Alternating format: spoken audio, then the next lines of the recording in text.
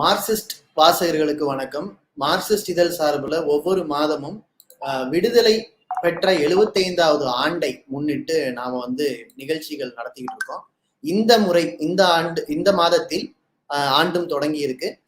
ஒரு சிறப்பு நிகழ்ச்சியாக கேரளா நிதியமைச்சர் தோழர் தாமஸ் ஐசக் அவர்கள் கலந்து கொண்டு அதிகார பரவலாக்கல், அதாவது மூன்றடுக்கு ஜனநாயகம் என்று சொல்லும்போது சாதாரண கிராமங்களுக்கு அதிகாரத்தை கொண்டு வந்து சேர்க்கிறது அதிகார பரவலாக்கல் தான் இருக்கு.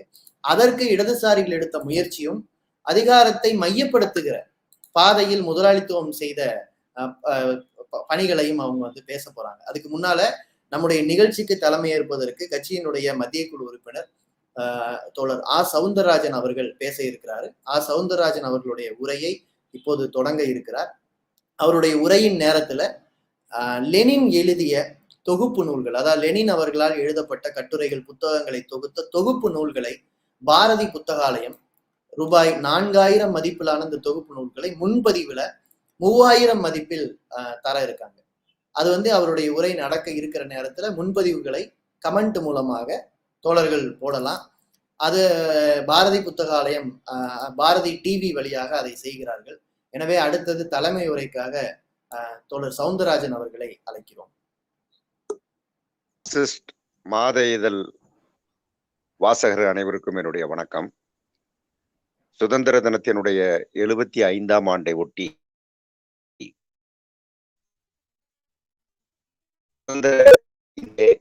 75 ஆண்டுகளிலே அதிகார பரவல் எந்த அளவுக்கு நடந்தது என்பது குறித்த ஒரு உரைக்கு ஏற்பாடு செய்திருப்பது. அந்த உரையை கேரளத்தினுடைய முன்னாள் அமைச்சர், மிகச்சிறந்த ஒரு பொருளாதார அறிஞர் தாமஸ் ஐசக் அவர்கள் ஆற்ற இருப்பதும் மிகுந்த மகிழ்ச்சிக்குரிய விஷயம். நானும் அவருடைய உரையை கேட்க காத்திருக்கிறேன்.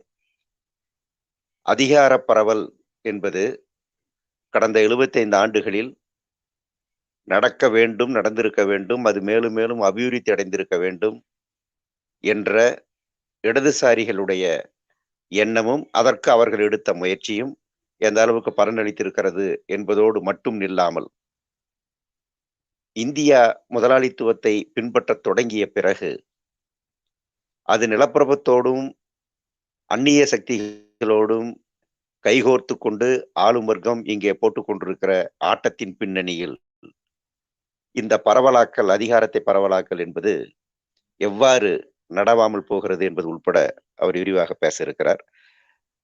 அதற்காக என்னுடைய மகிழ்ச்சி மீண்டும் தெரிவித்துக் கொள்கிறேன்.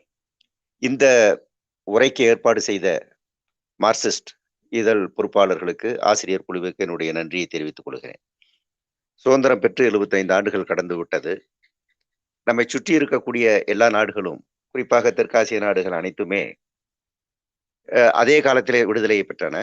2ஆம் உலக யுத்தத்திற்கு பிறகு விடுதலை பெற்ற நாடுகள் தான், காலனியிலிருந்து விடுதலை பெற்ற நாடுகள் தான் அதிகம். அப்படி விடுதலை பெற்ற நாடுகள் அனைத்தும் இன்று வரையிலும் கூட வளரும் நாடுகள் என்ற பட்டியலிலே தான் இருக்கின்றன. எந்த நாடுகள் எல்லாம் முதலாளித்துவத்தை தேர்ந்தெடுத்தனவோ, எந்த நாட்டினுடைய தேசிய முதலாளிகள் ஆளும் வர்க்கமாக அங்கு இருக்கிற பிற்போக்கு சக்திகளோடு கரம் கோர்த்து கொண்டு, அயல் சக்திகளோடு கரம் கோர்த்து கொண்டு ஆட்சியை நடத்துகிறார்களோ, அந்த அனைத்து நாடுகளிலும் வளரும் பொருளாதாரம் என்கிற நிலையை தாண்டி பெரிய அளவுக்கு அது முன்னேற முடியவில்லை. எல்லா நாடுகளும், பல நாடுகளிலே இராணுவ சர்வாதிகாரமாக அது மாறியதும், ஒவ்வொரு தருணத்திலும் அந்த ஆட்சிக்கு எதிரான போராட்டங்களும், அதை ஒடுக்கக்கூடிய அடக்குமுறைகளும் மற்றதும் மாறி மாறி நடப்பதும், அது பொருளாதாரத்திலே மிகப்பெரிய அளவுக்கான பாதிப்பை உண்டாக்குவதையும் நாம் பார்த்து கொண்டிருக்கிறோம். பாகிஸ்தான் அப்படி இராணுவ சர்வாதிகாரத்தை எதிர்கொண்டு இன்றைக்கும் கூட மறைமுகமாக இராணுவத்தினுடைய கட்டுப்பாட்டுக்குள்ளே தான் அந்த ஆட்சி இருந்து கொண்டிருக்கிறது. மியான்மரிலே இப்போது நடந்து கொண்டிருக்கக்கூடிய இராணுவ ஆட்சி என்பதும், அது எடுத்துக்கொண்டிருக்கிற நடவடிக்கை என்பதும் மிக கடுமையானது என்பதை நாம் பார்த்து கொண்டிருக்கிறோம். அங்கே கிட்டத்தட்ட ஒரு இரத்த ஓடை, இரத்த ஆறு ஓடுகிறது என்று கூட சொல்லலாம். அந்த அளவுக்கு கொடுமையான அடக்குமுறை அவர்கள் ஏவிவிட்டிருக்கிறார்கள். இலங்கையை பொறுத்தவரையிலே அதிகார பரவல் என்று இப்போது நாம் பேசுகிறோம். அதிகாரம், அதாவது அங்கு இருக்கக்கூடிய மைனாரிட்டிகளுக்கு, தமிழ் மைனாரிட்டிகளுக்கு, சிறுபான்மையினருக்கு கொடுக்க வேண்டிய மிக மிக சாதாரணமான உரிமையை கூட வழங்க மறுத்ததால் அங்கு ஏற்பட்டிருக்கிற நிலைமை, அது ஒரு உள்நாட்டு போராகவே உருவெடுத்த சூழ்நிலை. அது அதனுடைய பின்விளைவுகள் என்று ஏராளமாக அதை பற்றி பேசலாம். அது ஒரு பக்கத்தில் இருக்கிறது. வேறு நாடுகளும், வேறு கண்டங்களில் இருக்கிற நாடுகளும், விடுதலை பெற்ற நாடுகளும் கூட, ஆப்பிரிக்கா போன்ற இது போன்ற நாடுகளிலும் கூட அந்த பின்தங்கிய நிலைமையோடு சேர்த்து ஜனநாயகத்தை முழுமையாக காப்பாற்றிக் கொள்ள முடியாத, அங்கு இருக்கிற இனக்குழுக்களுக்கு இடையே, அங்கு இருக்கிற பல்வேறு பிரிவு மக்களுக்கு இடையிலே மோதலும் சண்டையும் அது தீராமல் நடந்து கொண்டிருக்கிற ஒரு காட்சியும் நாம் இன்றைக்கு பார்த்துக் கொண்டிருக்கிறோம். இவையெல்லாம் நமக்கு பெரும் வேதனையை தரக்கூடியவைகளாகவும் இருக்கின்றன. இன்னொரு பக்கத்தில் இந்த காலத்தில் ஏகாதிபத்தியத்திலிருந்து விடுதலை பெற்று தங்களுடைய செல்வங்கள், தங்களுடைய இயற்கை ரிசோர்சஸ், இந்த மூலங்கள் அனைத்தும் எங்களுக்கு சொந்தம் என்று சொல்லுகிற, அல்லது அதனுடைய பலனை நாங்கள் அதிகம் அனுபவிப்போம் என்று சொல்லுகிற தேசிய நலன் சார்ந்த சிந்தனை. நீங்கள் இன்றைக்கு அரபு நாடுகளிலே இருக்கிற எண்ணெய் வள நாடுகள் அனைத்திலும் அந்த எண்ணெய் கிணறுகள் முழுவதும் மேலை நாடுகளுக்கு சொந்தமாக இருந்தது, வேலை நாட்டு முதலாளிகளுக்கு சொந்தமாக இருந்தது. விடுதலைக்கு பிறகு அது கொஞ்சம் கொஞ்சமாக இவர்களுடைய பொறுப்புக்கு வந்தது. அதை பயன்படுத்தக்கூடிய உரிமை இவர்களுக்கு கிடைத்தது. அதிலே அவர்கள் வேறு விதமாக மறைமுகமாக தங்களுடைய கையை எந்த அளவுக்கு மோசமாக அவர்கள் பயன்படுத்தினார்கள், மேற்கத்திய நாடுகள் பயன்படுத்தினார்கள் என்பதை விரிவாக அது அது பல மணி நேரங்கள் பேசலாம். அதாவது இந்த பெட்ரோ டாலர் என்பதன் மூலமாக அந்த வர்த்தகத்தை அவர்கள் கையில் வைத்துக்கொண்டு அதனுடைய விற்பனையினுடைய வேறு நாடுகளிலே விற்று வரக்கூடிய வரவு அளவுக்கு அவர்களுக்கு வராமல், இப்ப இந்திய விவசாயிகளை போன்ற ஒரு நிலைமை என்று வைத்துக் கொள்ளுங்களேன். இடைத்தரகர்கள் கொள்ளையடிப்பதை போல இடைத்தரகர்களாக இருந்து அந்த எண்ணெய் வள நாடுகளுக்கும் உரிமையாக அது போய் சேராமல் இடையில இருப்பவர்கள் கொள்ளையடித்தார்கள். பிரிட்டிஷ்காரர்கள் கொள்ளையடித்தார்கள், அமெரிக்கர்கள் கொள்ளையடி இன்றைக்கும் கூட அது பல வடிவங்களிலே தொடர்ந்து கொண்டிருக்கிறது. அப்படி அதற்கு இடையூறு வருகிற போது நேரடியாகவே அந்த நாடுகள் தாக்கப்பட்டன. அந்த நாடுகளுக்கு எதிராக யுத்தம் தொடுக்கப்பட்டது. அந்த நாட்டினுடைய ஆட்சி அமைப்பு தகர்க்கப்பட்டது. ஆப்கானிஸ்தானத்திலே பார்த்தால் அந்த நாட்டு அமைப்புகள் தகர்க்கப்பட்டன.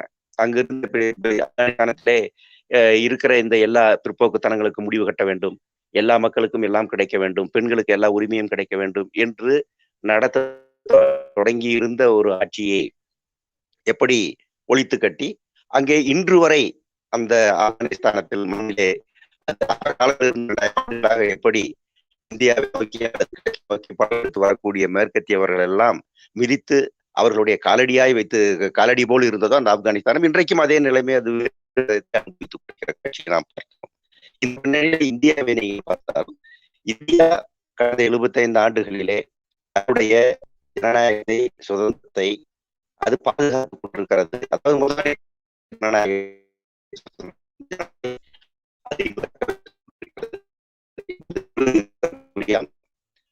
ஆனால் இதற்கு ஆபத்து இல்லையா?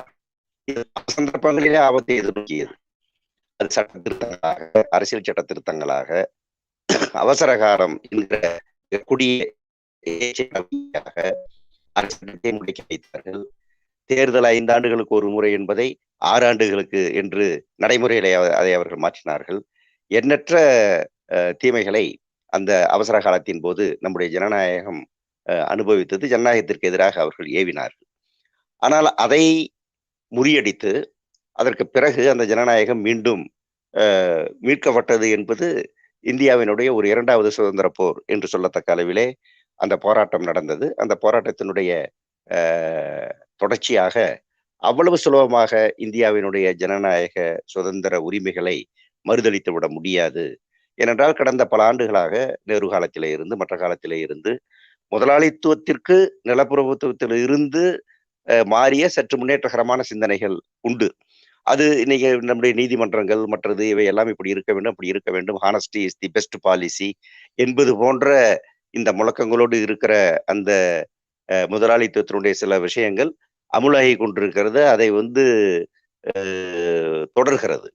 ஆனால் சமீபத்தில் இந்த கடந்த 10 ஆண்டுகளில் என்று நீங்கள் பார்த்தால் பிஜேபி அதனுடைய அரசு எந்திரத்தில் அவர்கள் தங்களுடைய கையை இறுக்கிக் கொள்ளுகிற ஒரு நிலைமை ஏற்பட்ட பிறகு மிக மோசமாக இருக்கிற இந்த நிலைமைக்கு எதிரான நடவடிக்கைகள் அவர்கள் மேற்கொள்கிறார்கள். இந்த சுதந்திரம், இந்த ஜனநாயகம் என்பது இன்றைக்கு திட்டமிட்டு மறுக்கப்படுகிறது. யாரெல்லாம் மாற்று கருத்து கொள்ளுகிறார்களோ, ஒரு மதசார்பு நாடாக இந்த நாடு ஆகக்கூடாது, அரசுக்கும் மதத்திற்கும் இடைவெளி இருக்க வேண்டும், அரசுக்கும் மதத்திற்கும் தொடர்பே இருக்கக்கூடாது, அது வேறு இது வேறு என்று மதச்சார்பின்மை என்ற அந்த கொள்கையை கொஞ்சம் கொஞ்சமாக நிறுத்து போக செய்து பிறகு அது இல்லாமலே செய்துவிட வேண்டும் இது இந்து ராஜ்யம் என்று ஆக வேண்டும் என்கிற நோக்கத்தோடு அவர்கள் எடுக்கிற நடவடிக்கைகளின் பலியாகி கொண்டிருப்பது நம்முடைய ஜனநாயக உரிமைகள், நாடாளுமன்றத்தினுடைய செயல்பாட்டு உரிமைகள், நாடாளுமன்றம் இதுவரை பின்பற்றி வந்த பல்வேறு மரபுகள், நீதிமன்றத்தில் கொடுக்கப்பட்ட கூட வேறு வேறு வகைகளில் செய்யப்படுகின்றன, எல்லாம் மாற்றி எழுதப்படுகின்றன. ஒருவேளை அவர்களுக்கு சாதகமாக 2 ஆண்டுகள் 3 ஆண்டுகள் 4 ஆண்டுகள் அவ்வளவு முக்கியமான வழக்காக இருந்தாலும் அந்த வழக்கை அப்படியே படுக்க வைத்து அந்த வழக்கை அப்படியே ஆறப்போட்டு பண்ணக்கூடிய அளவுக்கு நீதிமன்றங்கள் இன்றைக்கு ஆட்சிக்கு துணை போகின்ற நிலைமையை நாம் இன்றைக்கு பார்க்கிறோம்.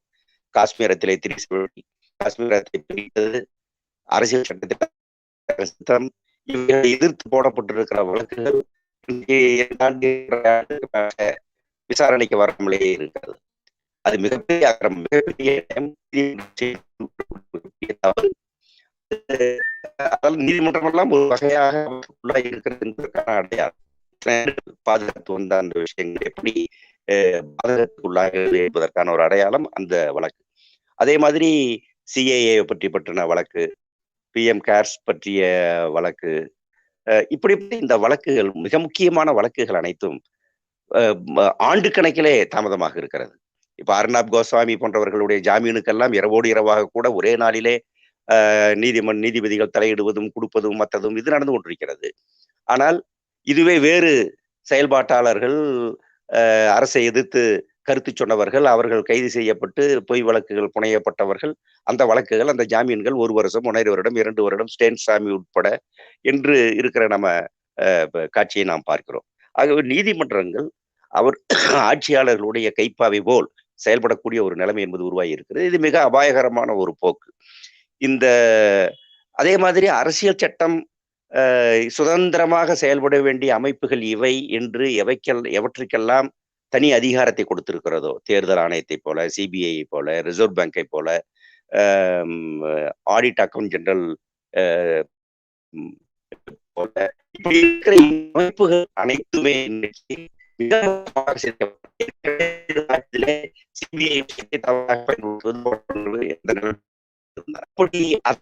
இன்றைக்கு மிக பகிரங்கமாக சிபிஐயை அவர்களுக்கு எதிராக, தங்களுடைய மாற்று கருத்து கொண்டவர்களுக்கு எதிராக, எதிர்கட்சிகளுக்கு எதிராக பயன்படுத்துவது என்பதையும், தங்களுடைய நோக்கங்களை நிறைவேற்றிக் கொள்வதற்கு சிபிஐனுடைய அதிகாரத்தை பயன்படுத்துவது, அதாவது ரெய்டு மற்றது இவைகளின் மூலமாக வாயடைப்பது, ஊடகங்களுடைய வாயை அடைப்பது, ஊடகங்களை மிரட்டுவது, ஊடகங்களை தங்களுடைய செய்தியை மட்டுமே சொல்லத்தக்கதாக மாற்றுவதற்கு இதை பயன்படுத்துவது போன்ற இந்த எல்லா வேலைகளிலும் இன்றைக்கு ஆட்சியாளர்கள் மிக மோசமாக ஈடுபட்டு கொண்டிருக்கிறார்கள். இவை அனைத்தும் சர்வாதிகார ஆட்சி என்று சொல்லாமல் சர்வாதிகார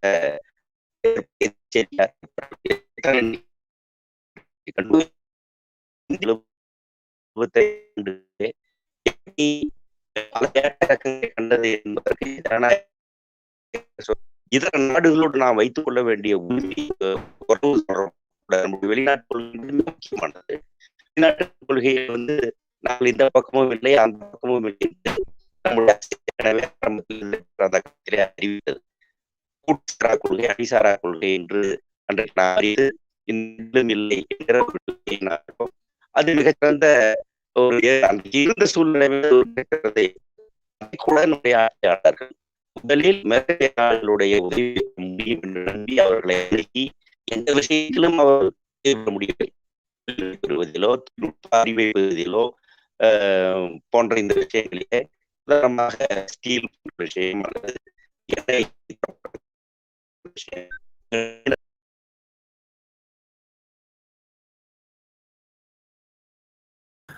அன்பு தோழர்களே, இப்போ தோழர் அ.சவுந்தரராஜன் தன்னுடைய அலைபேசியிலிருந்து இணைந்திருக்கிறாரு. அவருக்கு அங்க தொடர்பு சிரமம் இருக்கு. அதை தாண்டி தான் நம்மோட பேசிக்கிட்டு இருக்காரு. இன்றைக்கு இப்போ திடீர்னு பேச பேச அவருடைய இணைப்பு தடங்கள் வந்திருக்கு. அவர் மீண்டும் இணைவார். தோழர் தாமஸ் ஐசக் அவர்கள் வருவதற்கு முன்னால தோழர் நம்மோடு இப்போது ஆத்ரேயா தோழரும், தோழர் ஆத்ரேயா அவர்களும் இணைந்திருக்கிறார். மார்க்சிஸ்டுடைய இந்திய அரசு இப்போ சவுந்தரராஜன்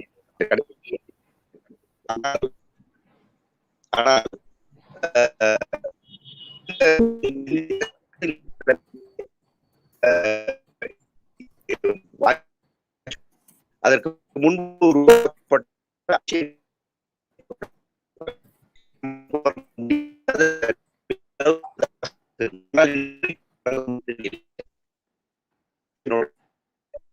பங்காளி போல அமெரிக்காவினுடைய அடியாதை போல நாம் அமெரிக்கா இந்த பிராந்தியத்தை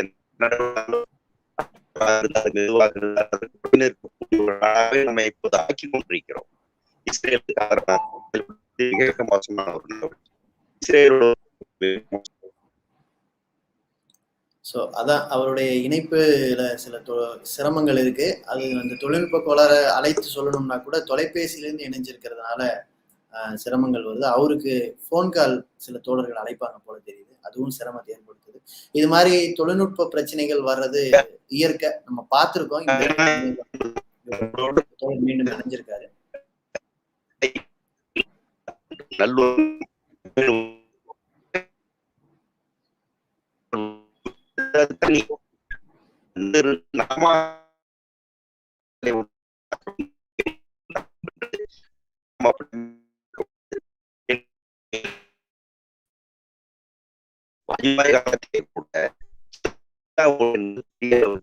புதுப்பிக்கப்பட்டது. தொழிலோடு, இந்த நாட்டினுடைய வர்த்தகத்தோடு, இந்த நாட்டினுடைய பொருளாதார முன்னேற்றத்தோடு, நம்முடைய அண்டை நாட்டோடு நாம் வைத்துக் கொள்ள வேண்டிய அந்த உறவின் மூலமாகத்தான் அது சாத்தியம் என்கிற நம்முடைய தேசிய நலன் சார்ந்து அந்த முடிவுகள் எடுக்கப்பட்ட அந்த முடிவு எடுக்கப்பட்டு அது பெரிய அளவு வந்தது. இன்றைக்கு பக்கத்தில் இருக்கிற எந்த நாடுகளும் நமக்கு ஒன்று அவசியம் இல்லை. எல்லா நாடுகளும்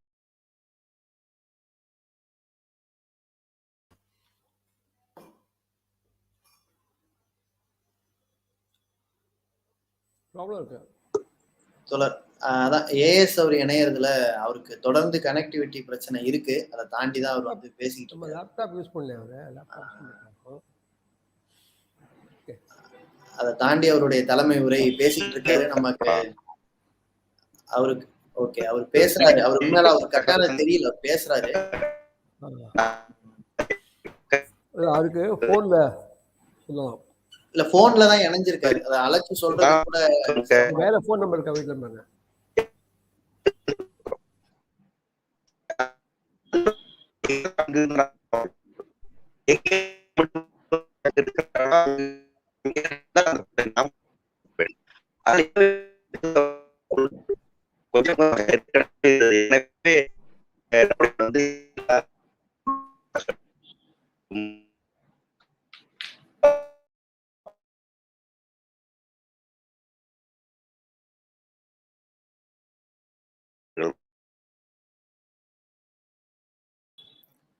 தோழர்களே, அது மீண்டும் மீண்டும் இணைப்பு கட்டாய் வந்துகிட்டே இருக்கு.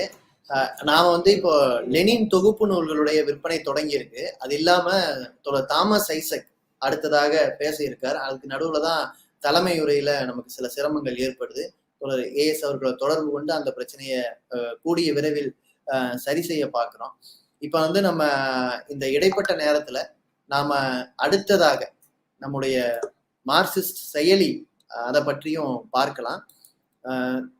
இப்போ மீண்டும் தோழர் சவுந்தரராஜன் அவர்கள் இணைய முயற்சிக்கிறாரு. அவர் ஒருவேளை இணைஞ்சா நம்ம அவர்கிட்ட அவரோட பேச்சை கேட்கலாம். அமைப்பு, அமலாக்க அமைப்பு, பிஎஃப் அமைப்போ அல்லது தொழிலாளர் துறையை சார்ந்தவர்கள் நேரடியாக சென்று என்ன செய்கிறீர்கள் என்று அவர்களாக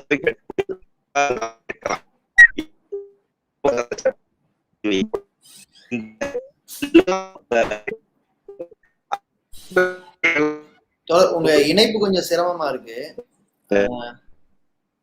உங்க இணைப்பு அதாவது நடுவுல போன் வருதான்னு தெரியல, கட்டாயி அது வந்து கேட்க முடியாத அளவுக்கு இருக்கு. ஏஸ் தோழர்,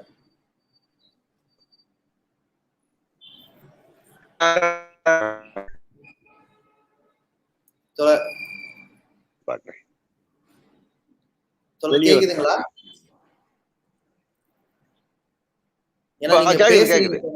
அதான் தொடர்ந்து பேசுறீங்க, அது இணைப்பு ரொம்ப சிரமமாகி கட் ஆகுது. நடுவுல போன் வந்திருக்குன்னு நினைக்கிறேன், அதனாலயும் சில பிரச்சனை இருக்கு. ஆமா, இப்ப நான் கொஞ்சம் வெளியே வந்திருக்கேன். இப்ப கேக்குதா? கேக்குது, பேசலாம்.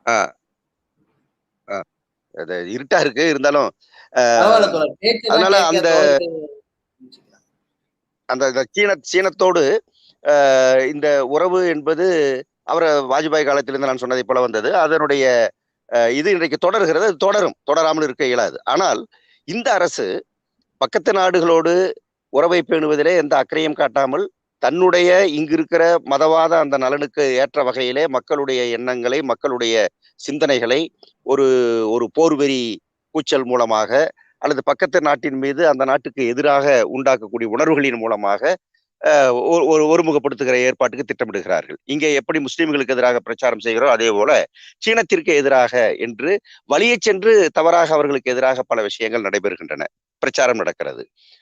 அப்படி நடக்கிற அந்த பிரச்சாரத்தை ஒரு பக்கம் செய்து கொண்டு எல்லையிலே மோதல், அங்கே மோதல், இங்கே மோதல் என்று ஒரு பக்கம் செய்து கொண்டு அவர்களோடு இருக்கிற அந்த வர்த்தகம் என்பது இன்றைக்கு நீங்கள் பார்த்தால் கிட்டத்தட்ட 65% அதிகரித்திருக்கிறது இந்த காலத்தில்.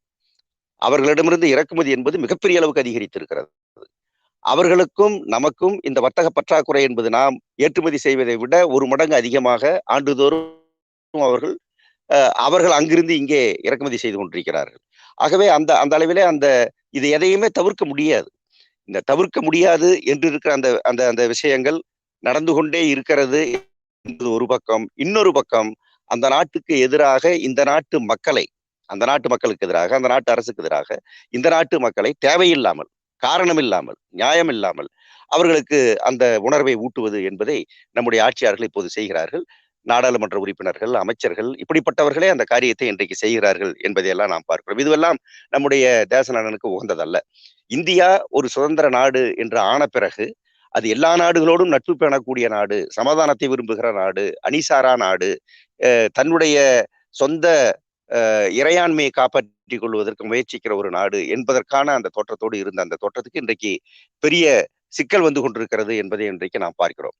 ஆட்சியாளர்கள் இந்த நிலைமையில இருந்து தங்களை மாற்றிக்கொள்வதற்கு முன்வர வேண்டும் என்று வருகிற போது என்ன வர வேண்டும் என்று சொன்னால், அவர்கள் இந்தியாவை முதலிலே எல்லா விதத்திலும் சுதந்திர போராட்ட காலத்திலே பலவிதமான சமஸ்தானங்கள் இருந்தன, மற்றது இருந்தன, இப்படி இருந்தன, இவை எல்லாம் ஒன்றாக சேர்ந்து பிரிட்டிஷ்காரனை எதிர்த்து போராடி தேச ஒற்றுமை என்கிற ஒரு மிகப்பெரிய விளைவு அதிலே கிடைத்தது.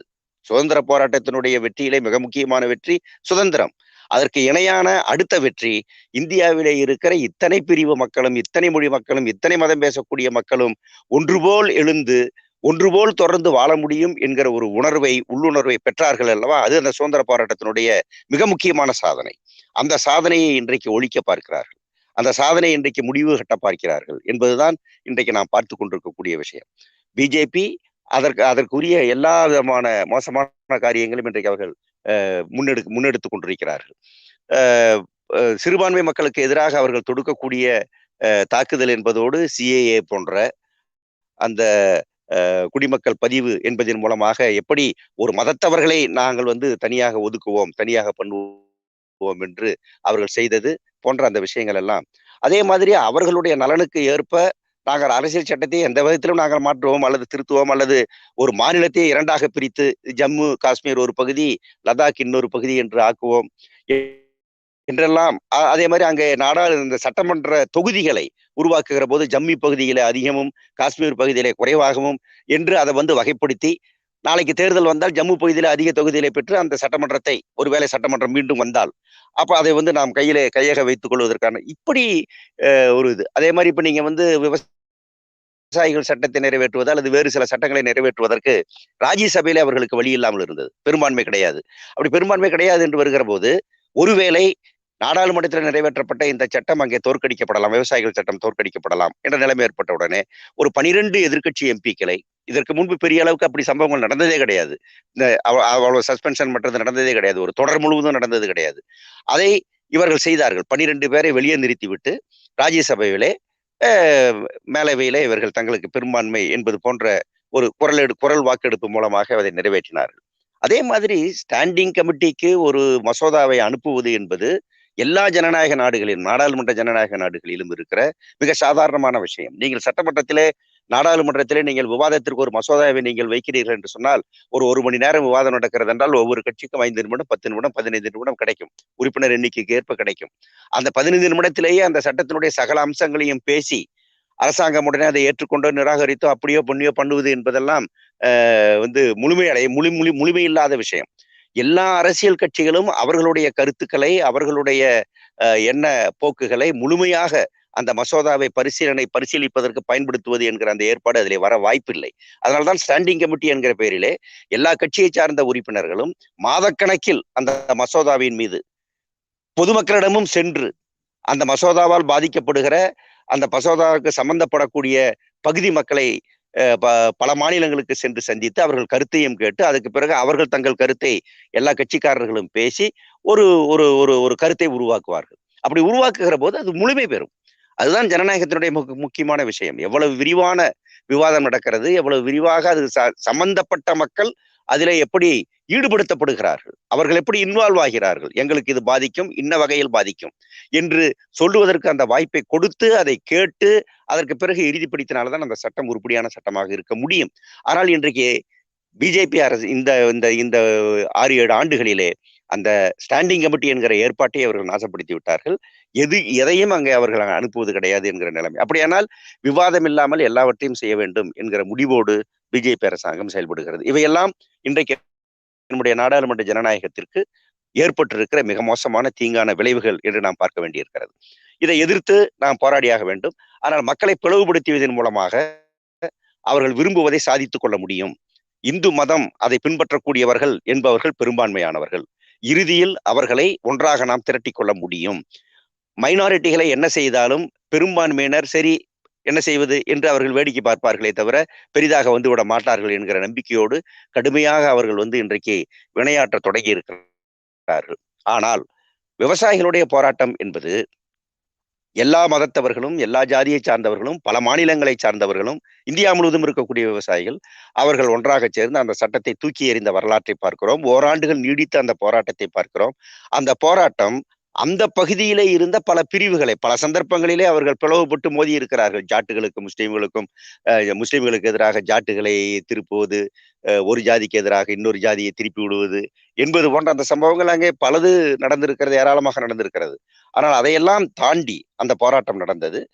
ஒரு ஒரு வர்க்க அடிப்படையிலே நம்முடைய வாழ்க்கை, நம்ம எல்லோருடைய வாழ்க்கை, நாம் எல்லோரும் சம்பந்தப்படுகிற விவசாயம் என்றால் பிரச்சனை எல்லோருக்கும் ஒன்றுதான், அது தீர்வும் எல்லோரும் சேர்ந்துதான் கொண்டு வர முடியும் என்கிற அந்த பொதுமை, அந்த சிந்தனை இந்த போராட்டம் உருவாக்கியது. அப்படி உருவாக்கிய பிறகு அந்த போராட்டத்தின் மூலமாக ஒரு பிரமாண்டமான வெற்றி அவர்கள் பெற்றார்கள் என்பது மட்டுமல்ல, அவர்கள் செய்த அடுத்த பெரிய வெற்றி, சுதந்திர போராட்டம் பெற்ற வெற்றியை போல நாம் ஒன்றாக ஜாதி கடந்து, மதம் கடந்து, மொழி கடந்து இணைந்து நின்றால் நம்முடைய வாழ்க்கையை பாதுகாத்துக் கொள்ள முடியும், நம்முடைய வாழ்வாதாரத்தை பாதுகாத்துக் கொள்ள முடியும் என்கிற படிப்பினையும் அவர்கள் பெற்றிருக்கிறார்கள். அதனால ஒரு ஒரு ஒரு வர்க்கவாதத்திற்கு முன்னால் இது போன்ற வகுப்புவாதங்கள், மொழிவாதங்கள், பிராந்தியவாதங்கள், ஜாதிவாதங்கள் உடைந்து நொறுங்கும், அது எடுபடாது என்பதற்கான சான்றாக அந்த போராட்டம் மிகப்பெரிய போராட்டமாக அது நடந்திருக்கிறது.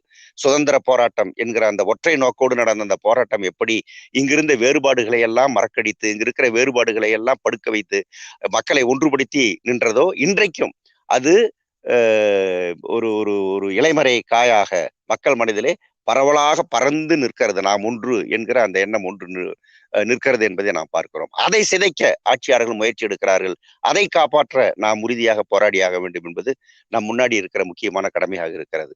மக்கள் ஒற்றுமை, இந்த வேற்றுமையில் ஒற்றுமை என்கிற விழுமியத்தை பாதுகாப்பது, மதச்சார்பின்மையை பாதுகாப்பது, ஜனநாயகத்திலையும் சுதந்திரத்தையும் இருக்கக்கூடிய அந்த உரிமைகளை பாதுகாப்பது போன்ற இந்த விஷயங்களிலே சாதாரண மக்களும், ஏழை எளிய மக்களும், பெருமுதலாளிகள், கார்ப்பரேட்டுகள், பெரும் நிலப்பரப்புகள், அந்நிய முதலாளிகள், அவர்களுக்கு சாதகமாக இருக்கக்கூடிய சக்திகள், இவர்களை தவிர மீதம் இருக்கிற அத்தனை வர்க்கத்தவர்களும் ஒன்றுபட்டு இதை எதிர்த்து நின்றாக வேண்டும். இன்றைக்கு தொழிலாளிகள் போராட்டம் கூட அந்த அளவுக்கு அந்த எண்ணிக்கையிலே நடைபெறவில்லை. ஆனால் உரிமையாளர்கள், உற்பத்தியாளர்கள் என்று சொல்லக்கூடியவர்கள், இப்ப தமிழ்நாட்டில் நீங்கள் எடுத்துக்கொண்டால் விசைத்தறி உரிமையாளர்கள், பனியன் கம்பெனி நடத்தக்கூடிய உரிமையாளர்கள், லாரி உரிமையாளர்கள், ஆட்டோ போன்ற வாகன உரிமையாளர்கள், இந்த உரிமையாளர்கள் தான் இன்றைக்கு கடுமையாக போராடி கொண்டிருக்கிறார்கள் என்றால் எங்கள் வாழ்க்கை பறிபோய்விட்டது என்கிறார்கள்.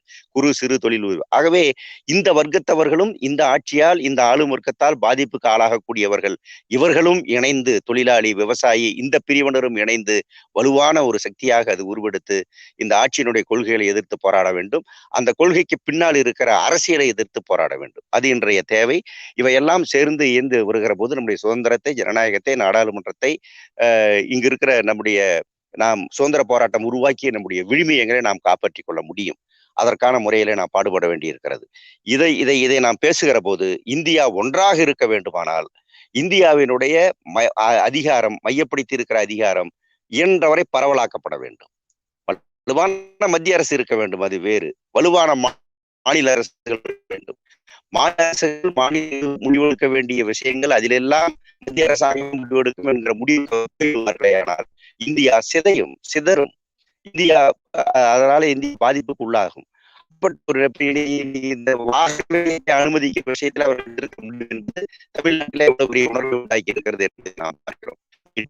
இது போன்ற ஒவ்வொரு விஷயத்திலும் நம்முடைய தேசிய எண்ணம், நம்முடைய தமிழ்நாட்டு என்கிற எண்ணம் பாதிக்கப்படுகிறதா, அது ஒதுக்கப்படுகிறதா, அது ஓரங்கட்டப்படுகிறதா, அதிகாரம்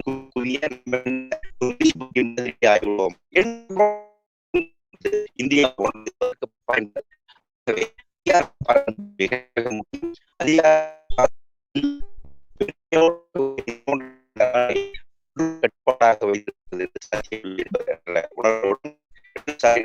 அணுகுகிறார்கள், தேசிய அணுகுகிறார்கள்.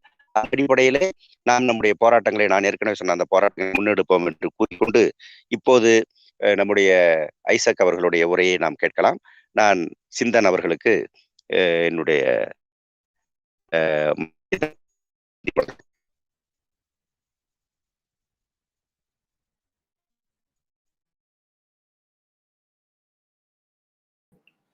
முக்கியமான உரையை ஆற்றினீங்க. ஆனா இணையதள கோளாறின் காரணமாக நடுவுல சிறு தடங்கள் ஏற்பட்டது. அதற்கு பிறகு மீண்டும் இணையம் சரியான பிறகு ஒரு முழுமையான உரையை கேட்க முடிஞ்சது. அடுத்ததாக தோழர் தாமஸ் ஐசக் இணைவதற்கு முன்பாக நாம் இந்த நிகழ்ச்சியில சொல்லியிருந்தோம், நம்முடைய மார்க்சிஸ்ட் ரீடர் செயலி, அது தோழர் சவுந்தரராஜன் அவர்கள் முன்னிலையில அதனுடைய செயலியும் அதே மாதிரி இணையதளமும் புதுப்பிக்கப்பட்ட, மேம்படுத்தப்பட்ட பதிப்பை வெளியிடுகிற நிகழ்ச்சி இருக்கு. தோழர் அவருக்கு இணைப்பு துண்டிச்சிருக்கு, திரும்ப வருவார்னு நினைக்கிறேன். நம்ம அந்த செயலியை பற்றி இப்ப பார்ப்போம். செயலியுடைய தொடக்க நிகழ்வு.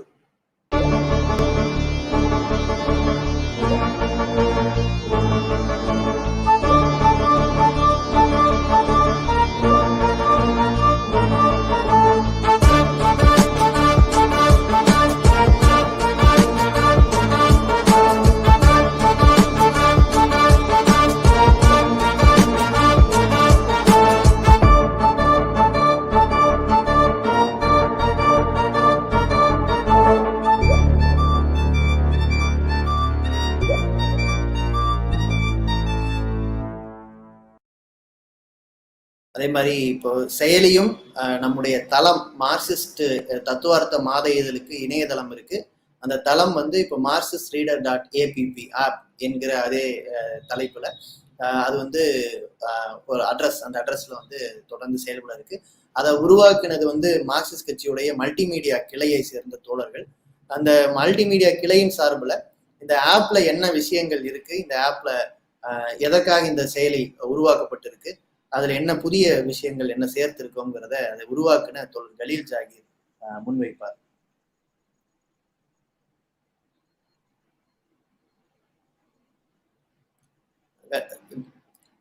கலீல், நீங்க அன்மியூட் பண்ணிட்டு பேசலாம். நன்றி தோழர். நன்றி தோழர்களே. இப்போ நம்ம ஒரு 20ஆம் தேதியிலேருந்து நம்ம சைட்டை டவுன் பண்ணி வச்சுருந்தோம். இதுக்கு முன்னாடி இருந்த marxistreader.home.blog அப்படிங்கிற அந்த சைட்டு.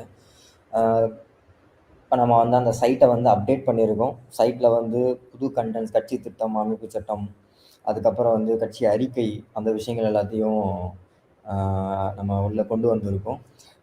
சைட்டில் பார்க்குற எல்லா விஷயங்களையுமே இப்போ ஆப்லையும் கொண்டு வரலாம். இதுக்கு முன்னாடி ஆப்பில் பார்த்தோம் அப்படின்னா சர்ச் ஆப்ஷன் இருந்திருக்காது. அதுக்கு முன்னாடி இருந்தது, இப்போ சமீபத்தில் சர்ச் ஆப்ஷன் இல்லாமல் போச்சு.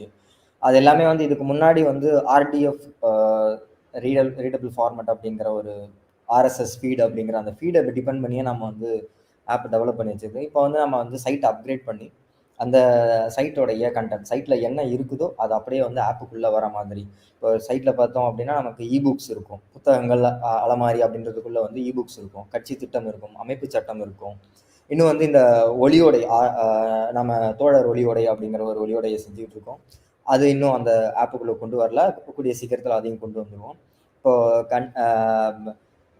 கண்டென்ட்ஸ் பார்த்தோம் அப்படின்னா நம்ம வந்து ஸ்க்ரால் பண்ண இதுக்கு முன்னாடி வந்து புதுசாக ஏதாவது அப்டேட் ஆச்சு அப்படின்னா நமக்கு அந்த ஆப் அப்டேட் ஆகிறதுல பிரச்சனை இருந்தது. அது எல்லாத்தையும் நம்ம வந்து சரி பண்ணி வச்சுருக்கோம். இன்னொன்று வந்து இபுக் ரீடர்ஸ், இதுக்கு முன்னாடி இருந்த இபுக் ரீடர் நம்ம ஆப்புக்குள்ளே வச்சுட்டு இருந்தது வந்து ரொம்ப ஒரு கஷ்டமான ஒரு யூஐயாக இருந்தது. எப்படி யூஸ் பண்ணுறது அப்படிங்கிறது வந்து நம்ம தனியாக வந்து ஒரு வீடியோ கொடுத்தா தான் அது யூஸ் பண்ண முடியும் அப்படின்ற லெவல்லேருந்து இப்போ வந்து அதை வந்து நம்ம சிம்பிளிஃபை பண்ணியிருக்கோம். அந்த இபுக் ரீடரை வந்து பெரும்பாலும் பெரிய பெரிய நிறுவனங்கள் பயன்படுத்துகிற இபுக்ஸோட நம்ம மேட்ச் பண்ணுற அளவுக்கு அதோடைய அந்த சோர்ஸ் கூட எடுத்து நம்ம இதோடைய ஒரு முக்கியமான சாராம்சம், இந்த செயலியோடைய ஒரு முக்கியமான சாராம்சம் நம்ம சொல்லணும் என்ன அப்படின்னா, இந்த செயலியோடைய மூல நிரல், அதாவது சோர்ஸ் கோடுன்னு சொல்லுவாங்க. அந்த சோர்ஸ் கோடு வந்து ஓப்பன் சோர்ஸ் ஃப்ரீ ஃபாஸ்டில் இருக்குது. ஜென்ரல் பப்ளிக் லைசன்ஸ்ன்னு சொல்லுவாங்க, திறந்த மூல மென்பொருள் அப்படின்னு சொல்லுவாங்க. அந்த லைசன்ஸில் நம்ம அதை வந்து ரிலீஸ் பண்ணியிருக்கோம்.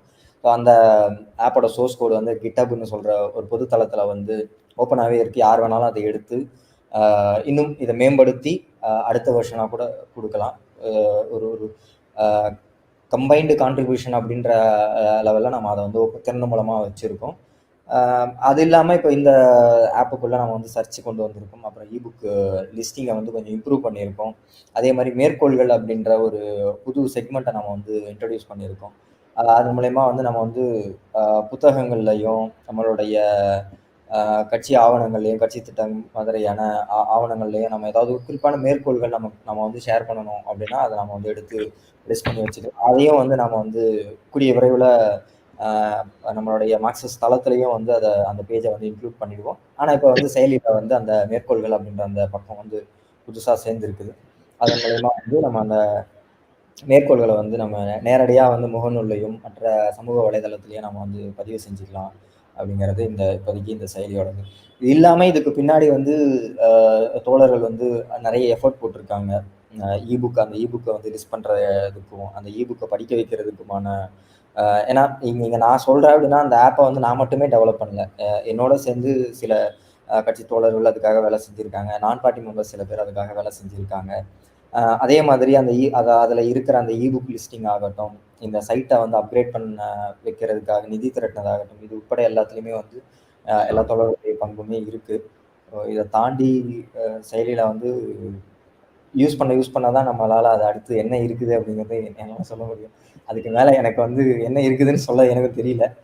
கண்டென்ட் வந்து பார்த்தோம் அப்படின்னா டீட்டெயில்ஸ், ஒரு ஃபீடை நம்ம ஒரு போஸ்ட்டை நம்ம ரீட் பண்ணும்போது அதோடைய ஃபாண்ட் சைஸை நம்ம மாற்றி வச்சுக்கலாம்.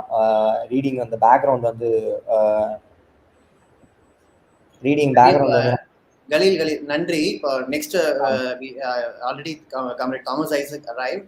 He was in another meeting, now he joined. So I think comrade Venkatesh Satreya and Thomas Isaac can take the stage. Hi Isaac. Hello. Good to see you. Hey, Sarah can join the link here. Sindan, comrade, you are already on live. So Sarah, அந்த link கொடுங்க. Yes, sir. Am I audible? Yes. Yes, comrade, you are audible. So, Abraham, I will stop after 10 minutes after one point is over. Okay. Then you can do the translation. Okay. We'll proceed that way. Yeah. Am I audible, Sindan? கேக்குதா? Yes, comrade, you are audible. You are audible. சரி. Okay. Visible? So, we shall start, I suppose. Yeah. தெரியல நம்ம ரெண்டு பேரும். Chinthan, visibility இருக்கா? Stage is yours. Okay. Go ahead. Yeah.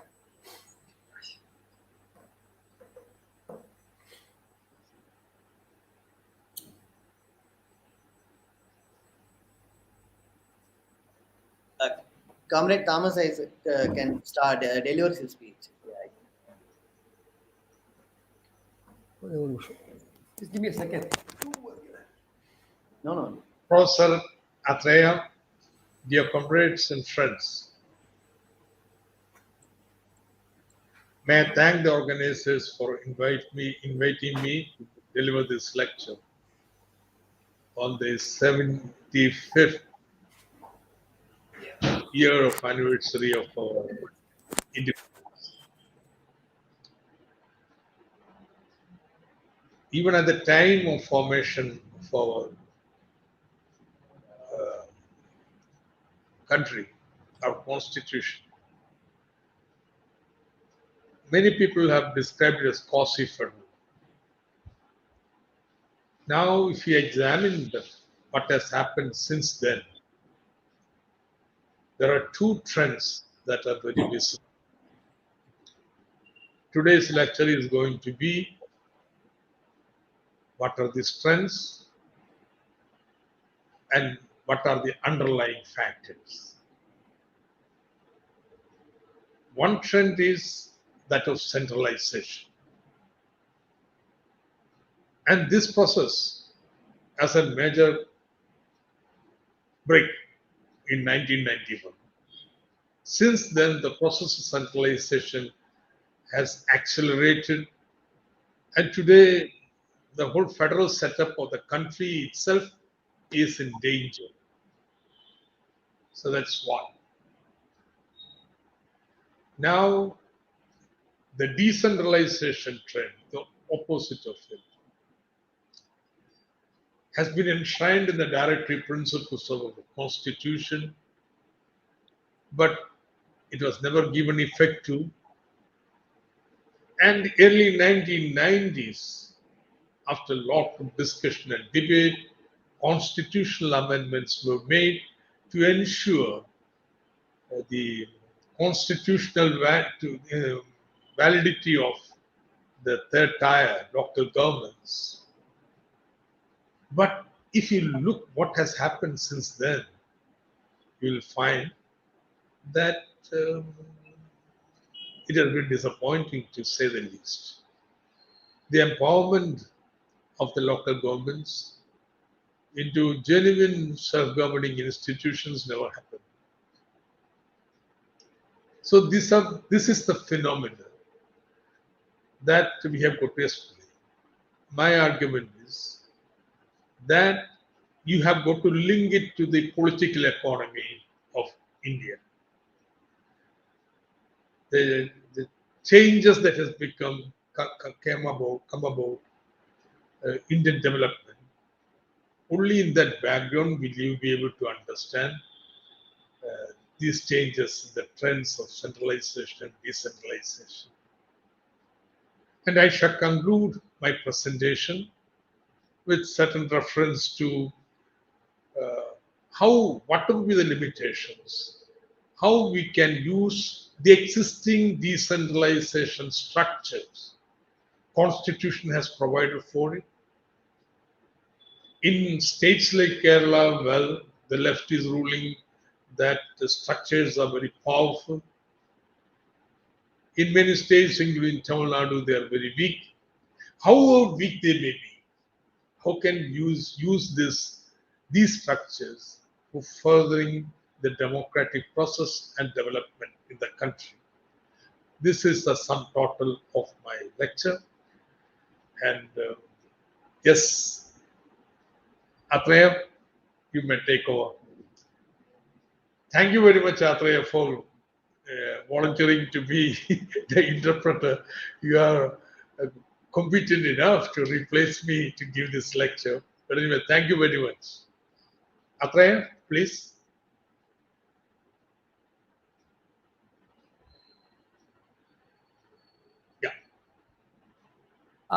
ஒன்று அதிகாரங்களை மையப்படுத்தும் போக்கு, இன்னொன்று அதிகாரங்கள் பரவலாக்கப்பட வேண்டும் என்ற விளைவு. இந்த இரு முரணான போக்குகளுக்கு பின்னணியாக என்ன சக்திகள் இருக்கின்றன என்பதை நாம் இந்த உரையிலே காணப்போகிறோம். குறிப்பாக நாடு விடுதலை பெற்ற பிறகு 1900 இது இடையறாத போராட்டமாக நடந்து கொண்டிருந்தது. 1991க்கு பிறகு மையப்படுத்தும் போக்கு வலுவடைந்திருக்கிறது. சமஷ்டி தன்மைக்கு, இந்திய நாட்டினுடைய சமஷ்டி தன்மைக்கே இன்றைக்கு ஆபத்து வந்திருக்கிறது, ஃபெடரல் கேரக்டருக்கே இன்றைக்கு ஆபத்து வந்திருக்கிறது என்ற அளவிற்கு நிலைமைகள் மோசமாகியுள்ளன. இது சட்டப்படி பார்த்தீங்கன்னா 80களில் 90களில் குறிப்பாக வந்து அரசியல் சாசன மாற்றங்கள் திருத்தங்கள்லாம் செய்யப்பட்டது அதிகார பரவலாக்கத்துக்காக. ஆனால் அது சாசனத்தில் இருக்கிறது, அமலாக்கம் மிகவும் பலவீனமாக இருக்கிறது.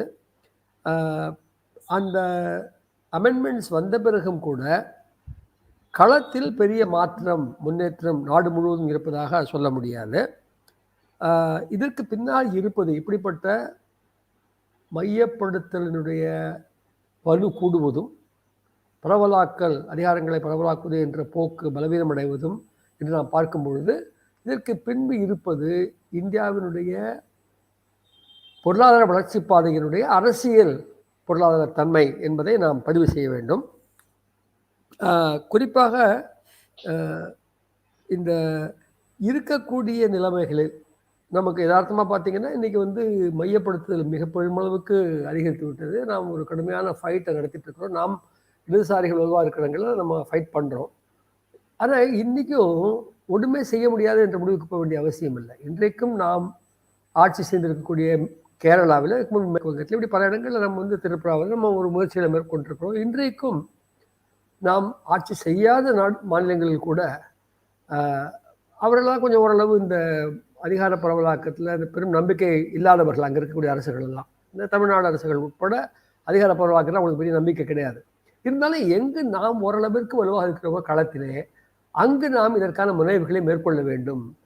பிற நம்முடைய சொந்த அனுபவத்திலிருந்து படிப்பினைகளை பெற வேண்டும். தொடர்ந்து இந்த போராட்டத்தை நாம் முன்னெடுத்து செல்ல வேண்டும். இது இது இது செய்ய முடியும் என்ற நம்பிக்கையை நான் இன்றைக்கு உங்கள் மத்தியிலே வைக்க விரும்புகிறேன். Yes, comrades. As I told you, hindered. Even while our constitution came into being, though it was stated India was a federal country, everybody knew the power of the center was much higher than the states.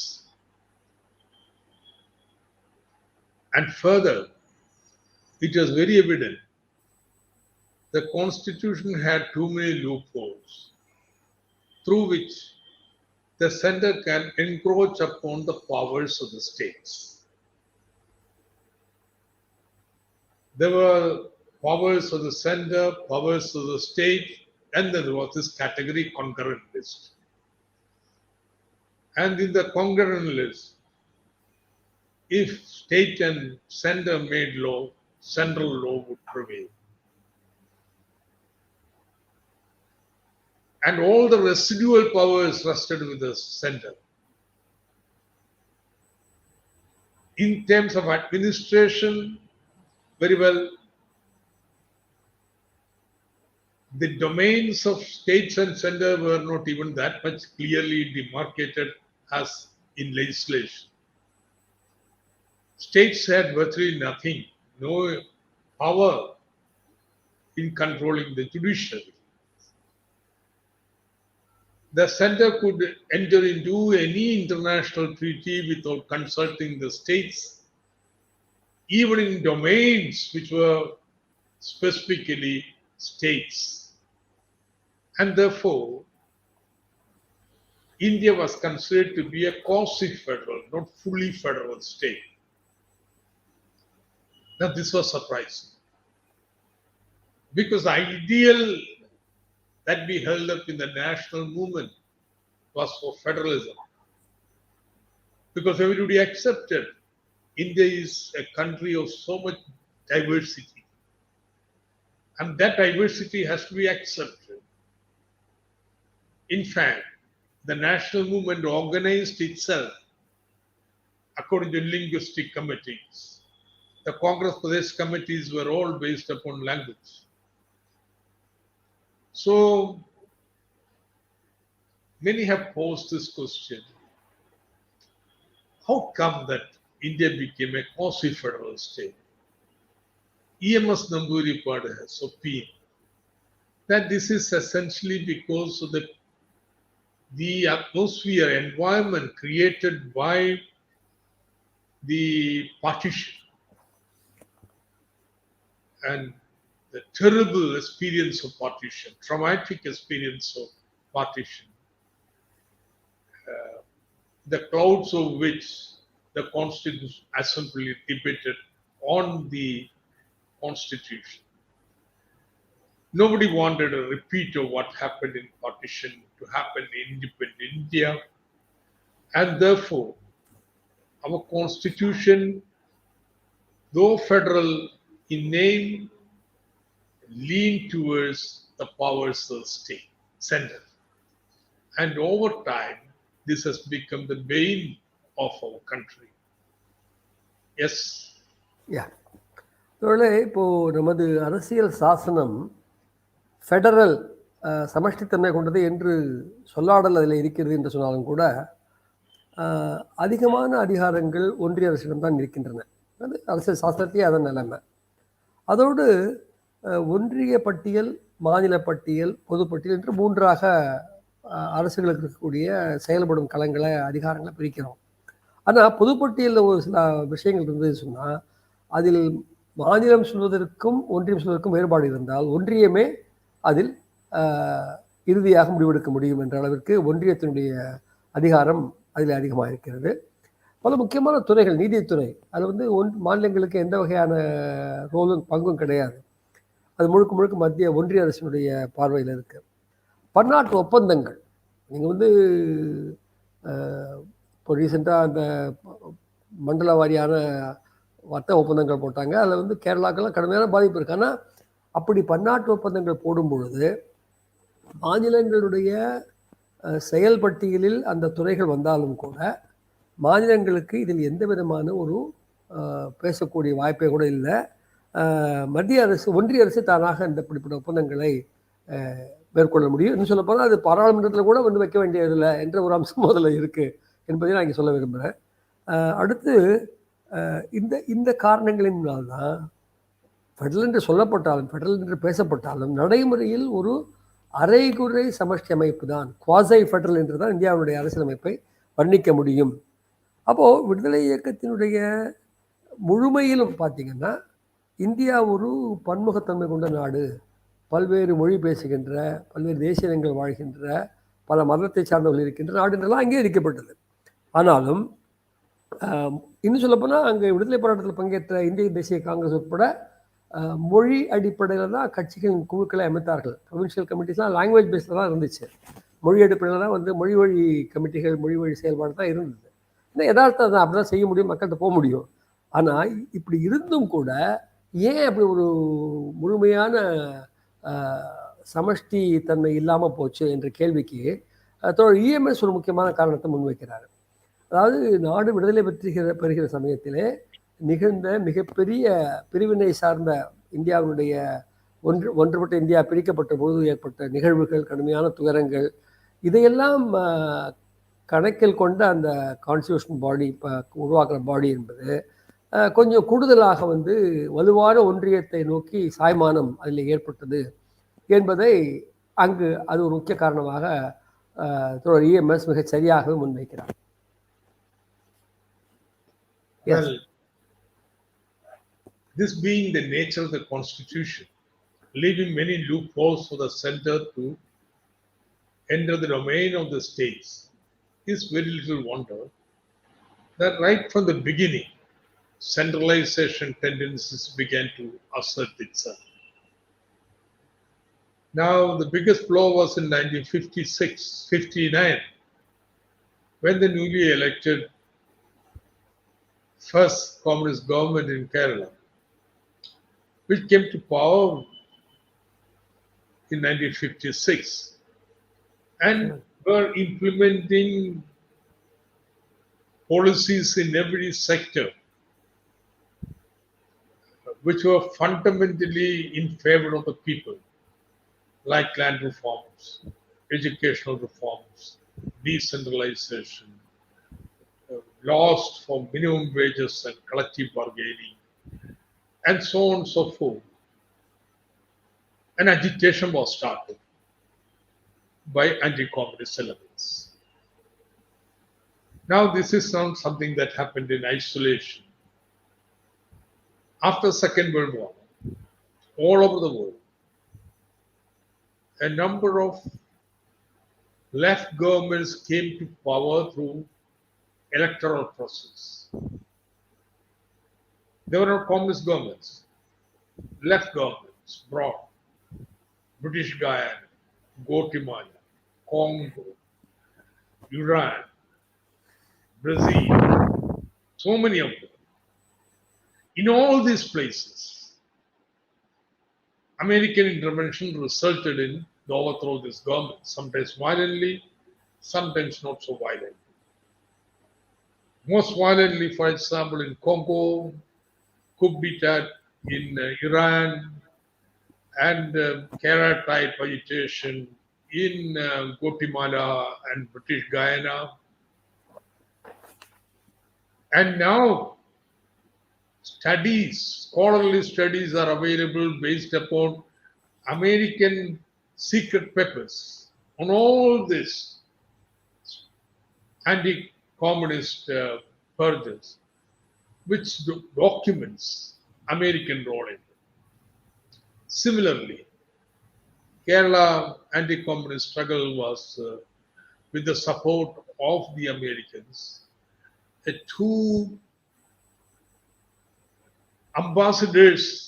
American ambassadors to India has confirmed that they have given money for the agitation. And the central government dismissed a state government which had majority in the assembly saying law and order was in trouble. So suddenly Article 356 became a big issue. It showed that a duly elected state government can be ousted. The role of governor also came under scanner. Governor is appointed by the center, stays in that office at the pressure of center. He's an instrument for the central government to intervene in the affairs of the state government. And governor is supposed to be the head of the state government. So a number of instances of governors acting partially in favor of the central government came up. Then in the economic sphere, the central government began to launch centrally sponsored schemes. Constitution does not provide for any centrally sponsored scheme. Constitution says that states will collect certain taxes, central government will collect certain other taxes. Central government powers to collect tax are much higher than that of states, while states' duties in the development sphere are much larger than the center. Therefore, Constitution set up a finance commission as an instrument to take stock of the situation and transfer money from the center tax pool to the states.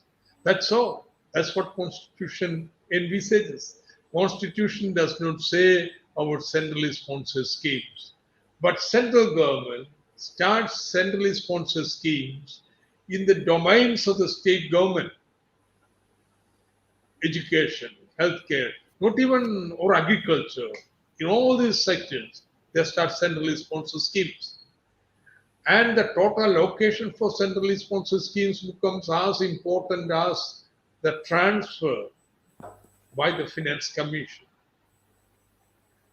So they were very clear the trend was for encroachment into the powers of the states and centralization. But fortunately, at that time, there were also powerful counteracting tendencies. Because the political process was moving in the direction of plurality. A large number of regional parties came up in Tamil Nadu, Odisha,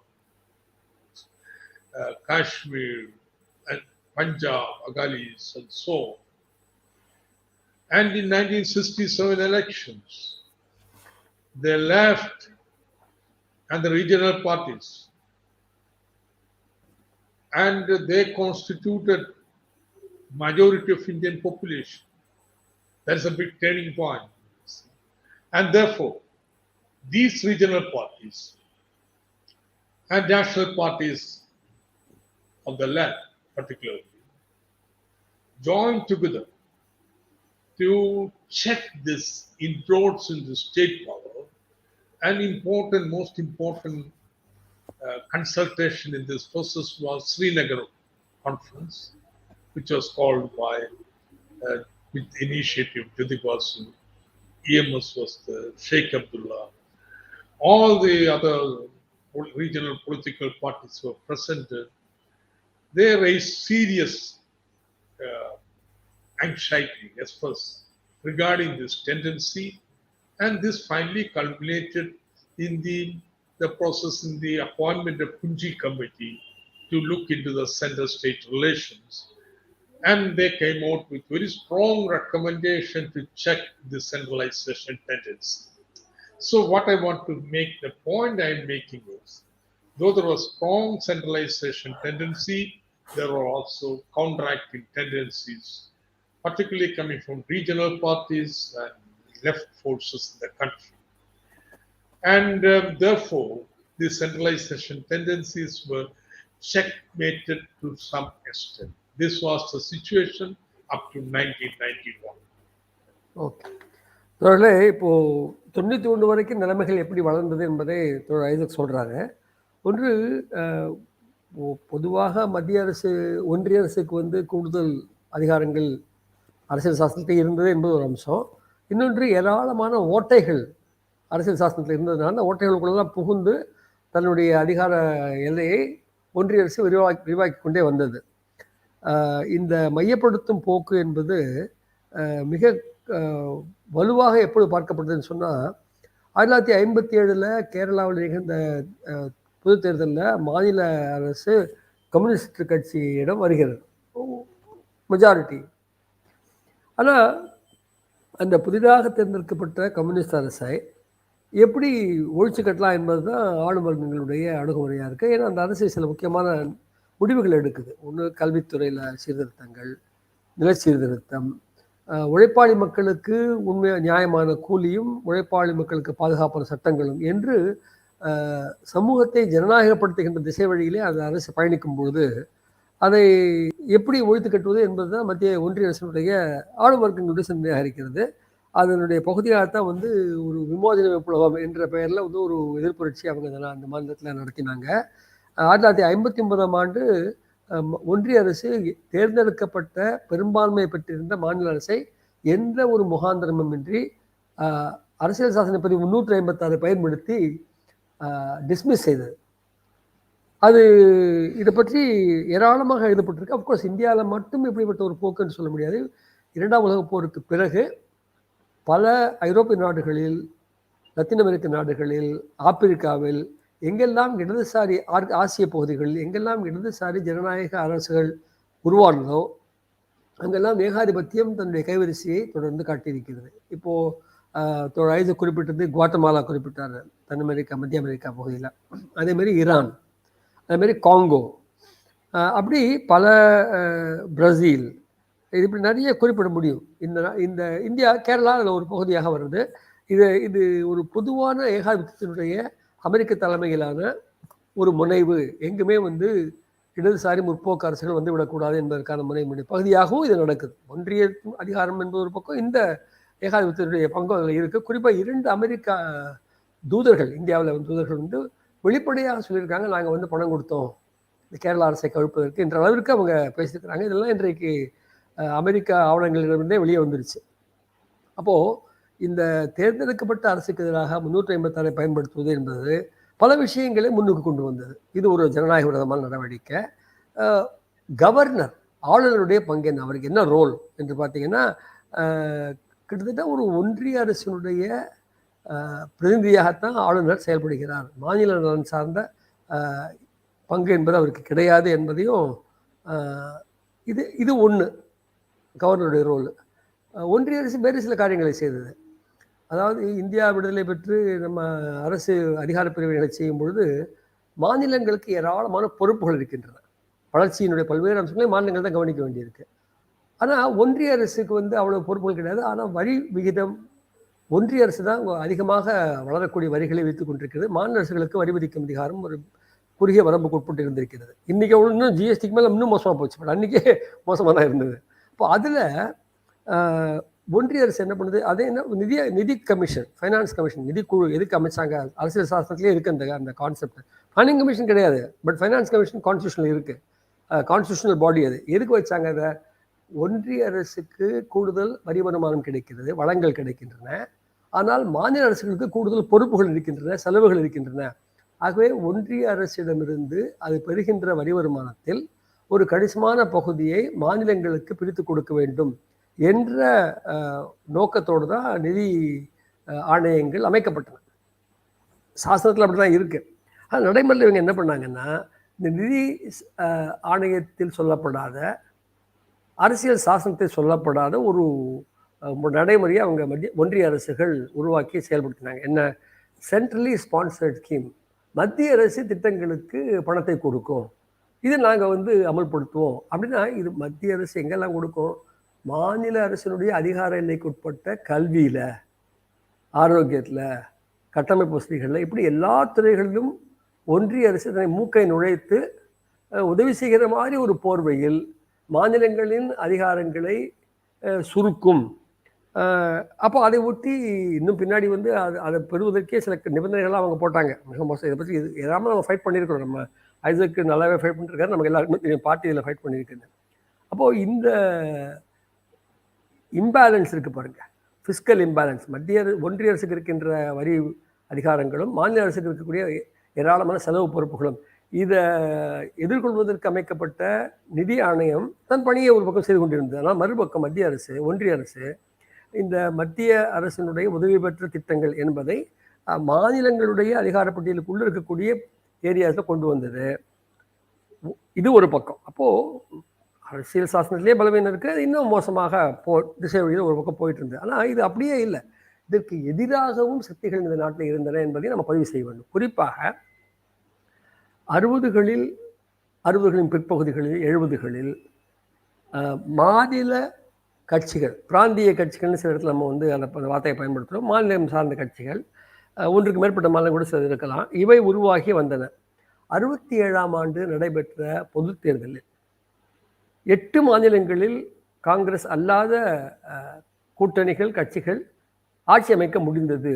அதில் பிரதானமாக 2 tendency, ஒன்று left இடதுசாரிகள் தலைமையில், இன்னொன்று மற்ற bourgeois கட்சிகள் தலைமையில் என்ற மாதிரிலாம் அது வந்தது. அப்போது பூர்ஷ்வா கட்சியாக இருந்தாலும் கூட இவங்க வந்து மாநில அரசுடைய அதிகாரங்களை முன்வைப்பதில் தீவிரமாக இருந்தாங்க, ஓரளவுக்காக தீவிரமாக இருந்தாங்க. அப்போ இப்படிப்பட்ட ஒன்றிய அரசினுடைய அதிகார மையப்படுத்தும் போக்கை எதிர்த்த விரிவான ஒரு அணிவகுப்பை நாம் உருவாக்க இடதுசாரிகளும் பெரும் முயற்சி எடுத்தோம், மற்ற மண்டல கட்சிகளும் நம்மோடு வந்தார்கள். இதனுடைய ஒரு முக்கியமான மைல்கல் தான் ஸ்ரீநகரில் நடைபெற்ற மத்திய மாநில உறவுகள் பற்றிய மாநாடு. அதில் வந்து ஜோதிபாசு பங்கேற்றார், இஎம்எஸ் இருந்தார், ஷேக் அப்துல்லா இருந்தார். இப்படி ஒன்றிய அரசினுடைய அதிகார எல்லைகளை வரையறுக்க வேண்டும், மாநிலங்களுடைய அதிகாரங்களை பாதுகாக்க வேண்டும் என்ற எண்ணம் கொண்டவர்கள்லாம், அந்த ஜனநாயக எண்ணம் கொண்டவர்கள் அதில் இருந்தாங்க. இதை ஒட்டி தான் அதில் கொடுக்கப்பட்ட அழுத்தத்தின் விளைவாக தான் பின்னாடி 2007 பூஞ்சி கமிஷன் என்று ஒரு கமிஷனை மத்திய அரசு அமைக்குது.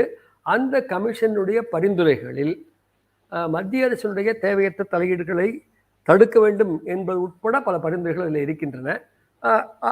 ஒரு எதிர்ப்பும் இருந்தது என்பதையும் பதிவு செய்ய வேண்டியிருக்கு. ஆனால் பொதுவாக இந்திய அரசினுடைய தன்மை, இந்திய நாட்டின் வளர்ச்சி பாதையின் தன்மை, முதலாளிமார்களுக்கு ஒரு அகில இந்திய சந்தை வேண்டும் போன்ற விஷயங்களிலிருந்து அதிகாரங்களை மையப்படுத்தும் போக்கு என்பது தொடர்ந்து இருந்து வந்திருக்கிறது. அதை எதிர்த்த ஜனநாயக சக்திகளின் செயல்பாடும் இருந்து வந்திருக்கிறது என்று நம்ம பதிவு செய்யணும். So,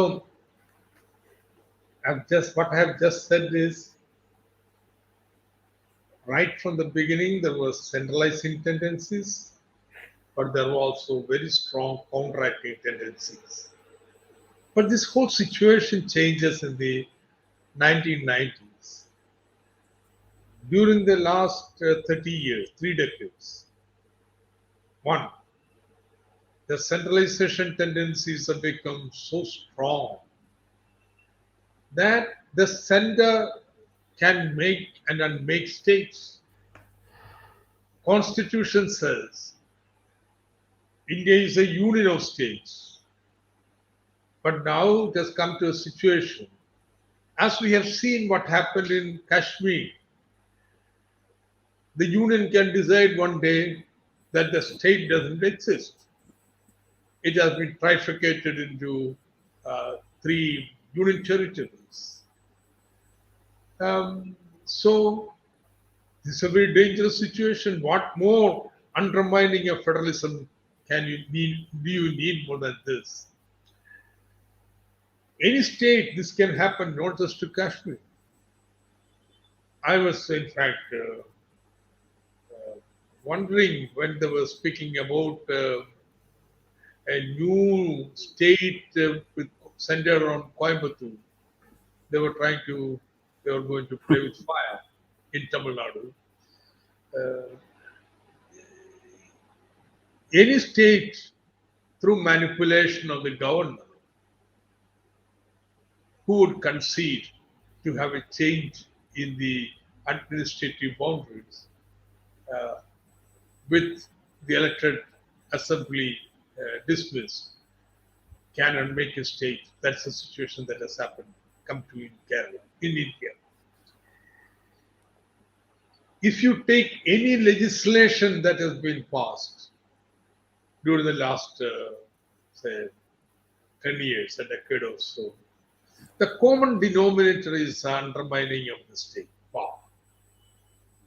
Take, for example, agricultural laws. Now, states are forced to, now that law is withdrawn, otherwise, states' power in the agriculture field will just disappear.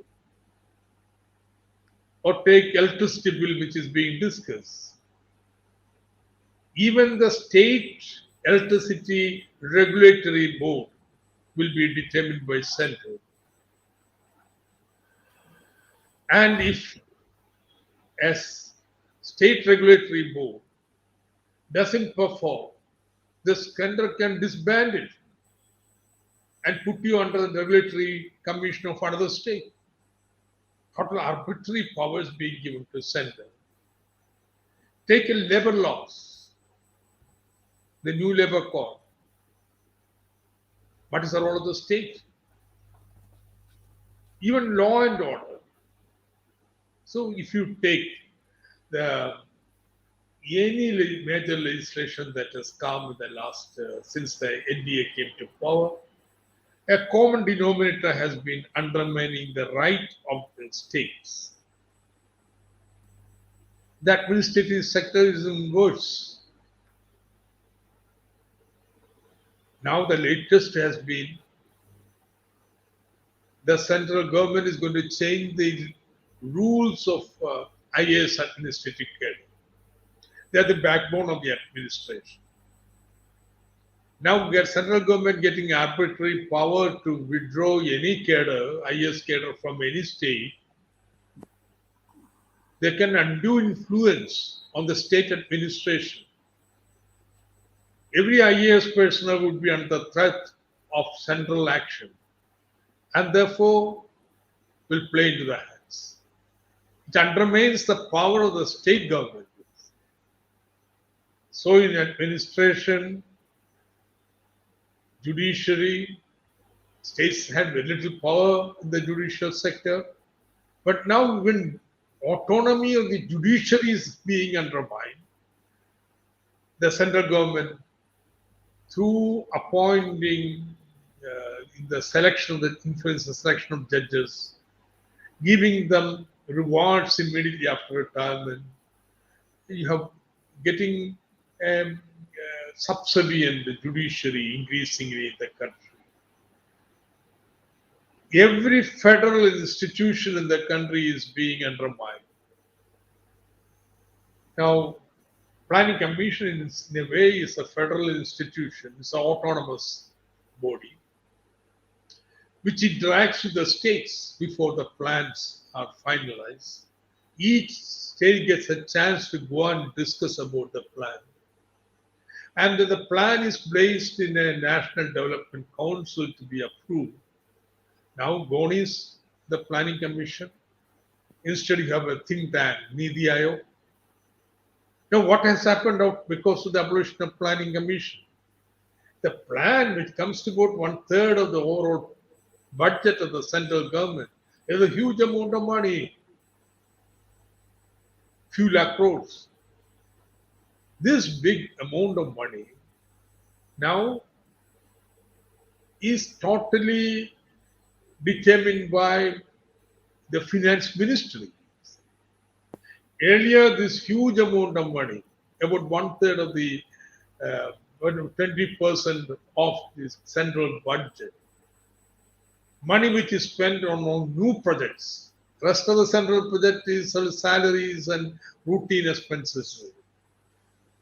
The entire amount spent on new projects, which used to be decided through consultation with the states and the center through the agency of planning commission, is now arbitrarily determined by the finance minister, union finance minister. Now this is a coup d'etat which has happened in the financial sector. Now you have GST, over which the state governments have no power now. Because once a law is passed, then any change would require 2/3 majority in the GST council, and the central government has 25% of the votes, and therefore, no 2/3, 75%, and central government has 26% of the votes, and therefore central government has got a veto power over any decision. Maximum states can do is they can checkmate, stall the decision. And the center with their like-minded state governments have been making arbitrary changes in the GST. And Finance Commission has increasingly been under pressure to conform to the wishes of the central government. Now, for example, there is a FRBM Act. FRBM Act restricts the amount of money the state governments can borrow. That's to say, they cannot borrow more than 3% of the GSTP. 2, it prohibits the states from spending that money on the current expenditure, revenue expenditure. Money borrowed can be spent only on capital expenditure. Now, the chairman of the state latest finance commission, he has a report. When he was the chairman of the FRBM review committee, where he wanted to reduce the borrowing power of the states from 3% to 1.75%. He wanted to reduce the debt GDP ratio of the state governments from the present 30% to 25%. Now it will be devastating for the state government finances. There is a total lack of fiscal space for the state government. And already it is leading to absurd situations. Let me tell you one example. I just told you the state governments the law says should not spend the borrowed money on current expenditure. Now we are having a COVID time. There is a lot of demand from people for food, healthcare, even some income transfer and so on. But these are all current expenditure, revenue expenditure. Central government has allowed the state governments additional borrowing power. But the state governments, because of this law, all the state governments have not spent the borrowed money on welfare of the people.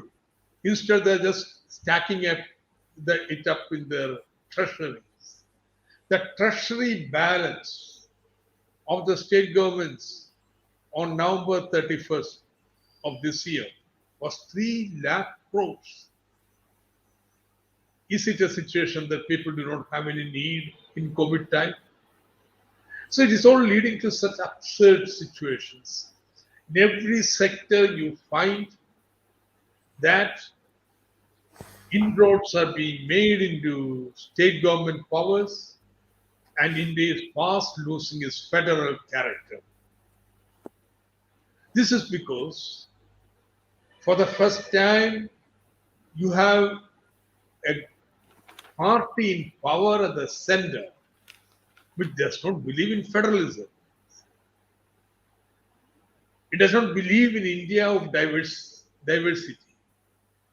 It does not accept the fact India is a multinational country, a country where there are a number of linguistic regions which have a shared history and experience and have common aspirations. While feeling that one is an Indian, at the same time, you have also an identity as a Tamilian, Malayali, Kannadiga, and this is the reality of India. And Indian constitution, national movement, and the government since far, at least in name, so far, they have accepted this reality. But now you have a party in power which does not accept it, which believes only in one nation, one ration card, one nation, one election, one nation, one tax. Everything is of one nation. So you have ideologically a party which is against federalism. And the result is you have acceleration of the centralization tendencies. Now the tragedy, the contracting tendencies which we saw in the earlier period is absent. You don't have state governments in India which are affected by all these changes that are taking place, rallying together to say no, cannot be done. Not even non-BJP states come together. They don't have this ideology of BJP, but still they don't come together. You don't have Srinagar conferences taking place again. So this is a tragic situation. So you have got to explain why this centralization tendency has accelerated. Part of it, political reason I have given. Two, you have got to explain why the contracting tendencies are not very strong. That's what we shall do next. Yes. தொடர்களே ஏற்கனவே 90கள் வரைக்கும் நிலைமை எப்படி இருந்துங்கிட்ட பேசணும். 90கள் நிலைமை மாறுது. மையப்படுத்தும் போக்கு பெருமளவிற்கு வலுப்பெறுகிறது. மாநிலங்களை அழிப்பது ஆக்குவது என்ற அளவிற்கு இன்றைக்கு நிலைமை சென்றுள்ளது. ஜம்மு காஷ்மீர் விஷயத்தில் பார்த்தோம், ஒரு மாநிலத்தையே அழித்து 2 ஒன்றியங்களாக 2 நேரடி அரசு யூனியன் டெரிட்டரியாக மாற்றக்கூடிய ஒரு அதிகாரத்தை மத்திய அரசு ஒன்றிய அரசு பயன்படுத்தியதை பார்த்தோம். கடந்த 10 ஆண்டுகளில் வந்துள்ள ஏராளமான சட்டங்கள், திருத்தங்கள் இப்படிப்பட்ட அதிகாரத்தை மையப்படுத்தும், ஒன்றிய அரசிடம் மையப்படுத்தும், மாநிலங்களுடைய அதிகாரங்களை பறிக்கும் போக்குகளை பிரதித்துவப்படுத்துகின்றன. இப்போ வேளாண்மை மாநிலங்களுடைய பட்டியல் இருக்குது. ஆனால் வேளாண்மையில் சட்டங்களை அரசாங்கம் ஒன்றிய அரசு புகுத்துகிறது. இப்போ அது மிகப்பெரிய ஒரு வீரம் சேர்ந்த போராட்டத்தால் அது தற்காலிகமாக தோற்கடிக்கப்பட்டிருக்கிறது. அதே மாதிரி தான் மின்சாரம். இப்போது ஒன்றிய அரசு ஒரு மாநில அரசினுடைய மின்சாரத்தை ஒழுங்குபடுத்தும் அமைப்பு சரியாக செயல்படலை அப்படின்னா அந்த அமைப்பை கலைச்சிடலாம். ஒன்றிய அரசு அதனுடைய பணிகளை வேறொரு முகமை மூலமாக செய்து கொள்ளலாம். இப்படி ஒவ்வொரு தொழில், இப்போது உழைப்பாளர் விதிகள், உழைப்பாளருடைய உரிமைகள் சம்பந்தப்பட்ட புதிய லேபர் கோட் எப்படி இருக்கிறது, அதில் எந்த அளவுக்கு ஒன்றிய அரசுடைய கை ஓங்கி இருக்கிறது என்பது நமக்கு தெரியும். சட்டம் ஒழுங்கு, ஏராளமான சட்டம் ஒழுங்கு துறையிலையும் அது முழுக்க மாநில அரசுடைய பொறுப்பாக இருந்தது. இன்றைக்கு ஒன்றிய அரசு தன்னுடைய மூக்கை பெருமளவுக்கு நுழைத்திருக்கிறது. இப்போ கடைசியாக இப்போ வந்திருப்பது என்று பார்த்தீங்கன்னா, இந்திய அரசு பணி, அரசு நிர்வாக பணி, இந்தியன் அட்மினிஸ்ட்ரேட்டிவ் சர்வீஸ், அதனுடைய அதிகாரிகளுடைய பணி சம்பந்தமான நெறிமுறைகளை ஒன்றிய அரசு முடிவு செய்யும் அப்படின்னு சொன்னால், ஒரு இந்த ஐஏஎஸ்ல இருக்கக்கூடிய அதிகாரிகள் ஒரு மாநிலத்தில் செயலாற்றும் பொழுது அந்த மாநில அரசு சொல்வதற்கு மாறாக ஒன்றிய அரசு விரும்புவதைத்தான் செய்ய முனைவார்கள். ஏன்னா அவங்களுக்கு வந்து ஒன்றிய அரசு அவங்க மேலே நடவடிக்கை எடுக்க முடியும் என்ற அச்சத்தில் மாநில அரசு தேர்ந்தெடுக்கப்பட்ட மக்களால் தேர்ந்தெடுக்கப்பட்ட மாநில அரசினுடைய நடவடிக்கைகளுக்கு அவர்கள் சட்டபூர்வமாக நியாயமாக ஆதரவளிக்க வேண்டும், செயல்படுத்த வேண்டும். அதை மீறக்கூடிய ஒரு நிலைமையை ஒன்றிய அரசு இன்றைக்கு உருவாக்கி கொண்டிருக்கிறது.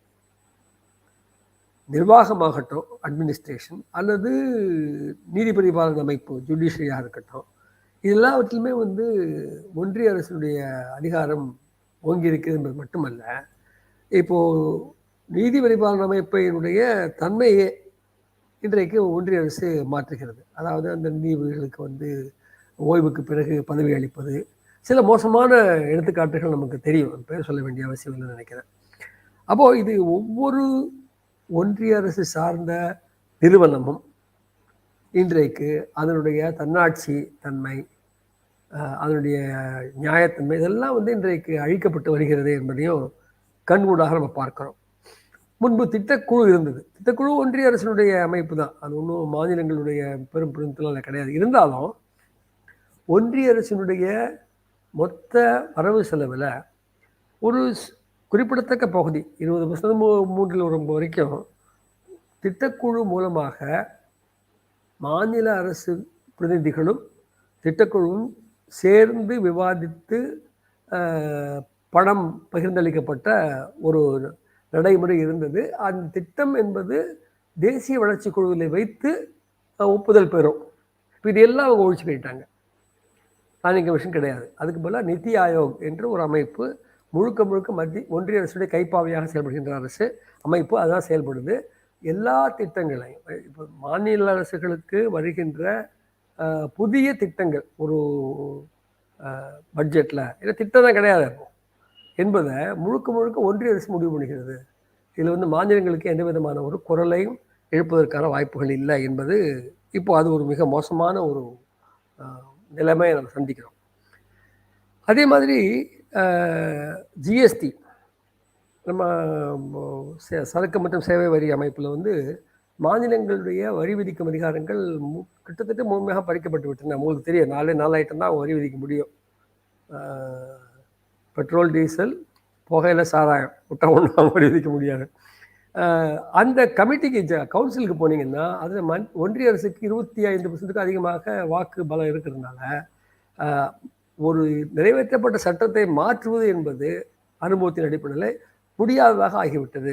முழுக்க முழுக்க ஒன்றிய அரசுடைய கை தான் அங்கே ஒங்கி இருக்கு. பாஜக அரசுகள் கூட ஒன்றிணைந்து இதில் தங்களுடைய மாநிலங்களுடைய உரிமைகளை முன்வைப்பதில்லை என்பதையும் அரசு குறிப்பிட்டாரு. நிதி ஆணையம் அது வந்து சுயேட்சையான அமைப்பு என்று பெயர், அரசியல் சாசனத்திலே இருக்கின்ற அமைப்பு நிதி ஆணையம். ஆனால் நிதி ஆணைய அண்மை காலங்களில் ஒன்றிய அரசினுடைய அழுத்தத்துக்கு பெருமளவுக்கு உள்ளாகி இருக்கிறது. அதனுடைய தன்மையும் அப்படி மாறி இருக்கிறது. அதில் போடப்படுகின்ற ஆட்களும் அப்படி தான் போடப்படுகின்றாங்க. அப்போ இப்போ இருக்கிற நிதி ஆணையம் 15வது நிதி ஆணையத்தினுடைய தலைவர் இருக்கிறாங்க, அவர் வந்து என்.கே. சிங். அவர் இந்த அரசினுடைய வரவு செலவு கணக்கு பற்றி ஒரு கமிட்டியில் இருந்தார். அப்போ அவர் என்ன முன் வச்சாருன்னா, மாநிலங்களுக்கு இருக்க மாநில ஃபிஸ்கல் பற்றாக்குறை மாநிலத்தினுடைய மொத்த உற்பத்தி மதிப்பில் 3% இருக்குது, அது தேவையில்லை, 1.7 இருந்தால் போதும் என்று சொன்ன பெரிய மனுஷன் அவர். அது மட்டும் இல்லை, மாநிலத்தினுடைய நிகரமான அந்த மாநிலத்தினுடைய மொத்த உற்பத்தி மதிப்பினுடைய விகிதமாக கடன் எவ்வளோ இருக்கலாம் என்பதை அவர் வந்து அது குறைக்கணும் அப்படின்னு 30 25 ஆக்கணும்னு சொன்னாள். அப்போ இன்றைக்கு வந்து ஒரு மாநிலங்கள், அது மட்டும் இல்லை, மாநிலங்கள் எப்படிப்பட்ட செலவுகளை மேற்கொள்ளலாம், இந்த பற்றாக்குறை ஒட்டி கடன் வாங்குறாங்கல்ல, இவ்வளோ கடன் வாங்கலாம், ஒரு மாநில அரசு வந்து தன்னுடைய மொத்த உற்பத்தி மதிப்பில் 3% கடன் வாங்கலாம் அப்படின்னு சொன்னால், அப்படி வாங்கப்படுகிற கடன் எதற்கு செலவழிக்கப்பட வேண்டும் என்று சொன்னால், அன்றாட அரசு நடத்தக்கூடிய செலவுகளுக்கு பயன்படுத்த முடியாது. அதை வந்து கேபிட்டல் எக்ஸ்பெண்டிச்சருக்கு மட்டும்தான், மூலதன செலவுக்கு மட்டும்தான் பயன்படுத்தணும் அப்படின்னு சொன்னால், நீங்கள் கொரோனா பெருந்தொற்று காலத்தில் என்ன செய்வீங்க? ஏராளமான மக்கள் பாதிக்கப்படுறாங்க, நிவாரணம் அளிக்க வேண்டியிருக்கு. இதுக்காக செலவுகள் ஆகுது. இது எதையும் வந்து மாநில அரசு வந்து செய்ய முடியாது, அந்த 3% இதுக்கு பயன்படாது. இதன் விளைவு என்னென்னா, இன்றைக்கு ஏராளமான மாநில அரசுகள் அந்த 3% பாரோயிங் கெப்பாசிட்டி கூடிய கூட செலவழிக்க முடியாமல் மத்திய அரசினுடைய கஜானாவில் ஒரு கிட்டத்தட்ட ஒரு 3 லட்சம் கோடி ரூபாயோ சொன்னார் ஐசக், அந்த அளவுக்கு சும்மா அங்கே கிடக்குது, அதை வந்து பயன்படுத்த முடியாமல் கிடக்குது என்ற பாயிண்ட்டை குறிப்பிட்டார். இப்படி ஏராளமான முட்டுக்கட்டைகளை மாநில அரசுடைய செயல்பாட்டில் ஒன்றிய அரசு போட்டுக்கொண்டிருக்கிறது. இப்போ என்ன சொன்னால், இந்த மாநில அரசுகளால் பல பிரச்சனைகளை எதிர்கொள்ள முடியாத நிலைமை இதில் ஏற்படுகிறது. மத்தியில் ஆளுகின்ற ஒன்றிய அரசை ஆளுகின்ற கட்சி என்பது இந்தியாவினுடைய பன்மைத்தன்மையிலையோ பன்முகத்தன்மையிலையோ பல்வேறு மொழி பேசுகின்ற பல்வேறு தேசிய இனங்களை கொண்ட நாடு இந்தியா என்பதையோ அங்கீகரிப்பதில்லை. ஒரே நாடு, ஒரே மொழி, ஒரே மதம், ஒரே ரேஷன் கார்டு என்று போன்ற ஒரு அபத்தமான முழக்கங்களை முன்வைத்து அதை ஒட்டி வெறுப்படிப்படையில் மக்களை திரட்டக்கூடிய முயற்சியிலே அவங்க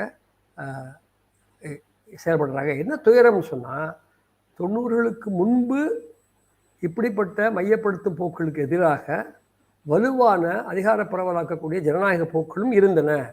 இன்றைக்கு அவை இருக்கிற இடமே தெரியாத அளவிற்கு சுருக்கப்பட்டு விட்டன. இந்த ஒரு துயரத்துக்கு பின்னாடி என்ன, ஏன் எப்படி நிகழ்ந்தது, ஏன் வந்து அதிகாரங்களை மையமாக்கும் போக்கை எதிர்த்த ஜனநாயக சக்திகள் வலுப்பெற முடியாமல் போனது என்பதற்கு ஏற்கனவே ஒரு காரணம் சொன்னார். இப்போ அரசியல் காரணங்களை குறிப்பிட்டிருக்காரு. இப்போ வந்து அதனுடைய இந்த பொருளாதார வளர்ச்சி பாதை சார்ந்த அம்சங்களையும் அதை நம்ம அடுத்து பேச போகிறோம். Yes Isaac, you would have followed what I said, no? Yeah. Okay.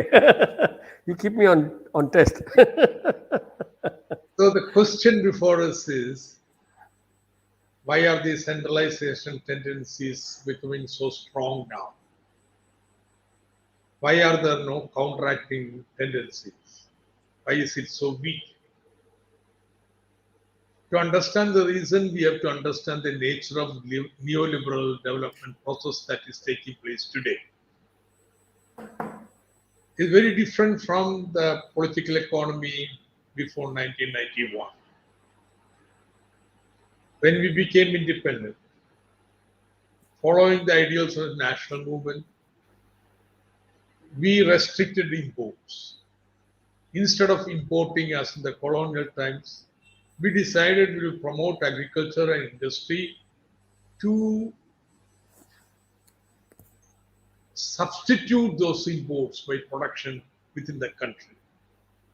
Say import substitution production. To enable this, to build up sufficient infrastructure and basic industries, you had public sector. And then you had planning. And one of the main objectives of the plan was, in fact, to reduce inequality, particularly inter-regional inequality. Though the success was very limited, but still it was one of the stated objectives.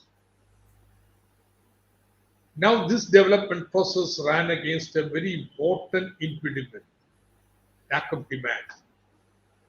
Once you have import substituting growth, your pace of growth will depend upon internal market. Now, internal market will expand only if majority of the people, their income rapidly increase. But that didn't happen. Because majority of the people are living in agriculture, their condition for their improvement of income is land reform. Land reforms did not take place. And then we have restricted market. Therefore, growth began to slow down. And therefore, in 1980s, we began to follow a policy of export promotion. To increase the export, we imported a lot of commodities, machinery, intermediate goods, and so on. But export did not take place as expected. Instead, these products were consumed by the elite within the country itself. As a result of which the debt burden increased. And once the debt was denied, we entered into a phase of very serious foreign exchange crisis. Now, to get out of the foreign exchange crisis, we are forced to seek accommodation from IMF. And IMF and World Bank began to impose upon us the neoliberal policies which are being now implemented. But I must warn you that it's not just the World Bank and IMF imposition. Indian bourgeois class also wanted a change in the policy because they also understood the old import substitution policy had run out of steam, and they also wanted to join the world market. And they had added one incentive.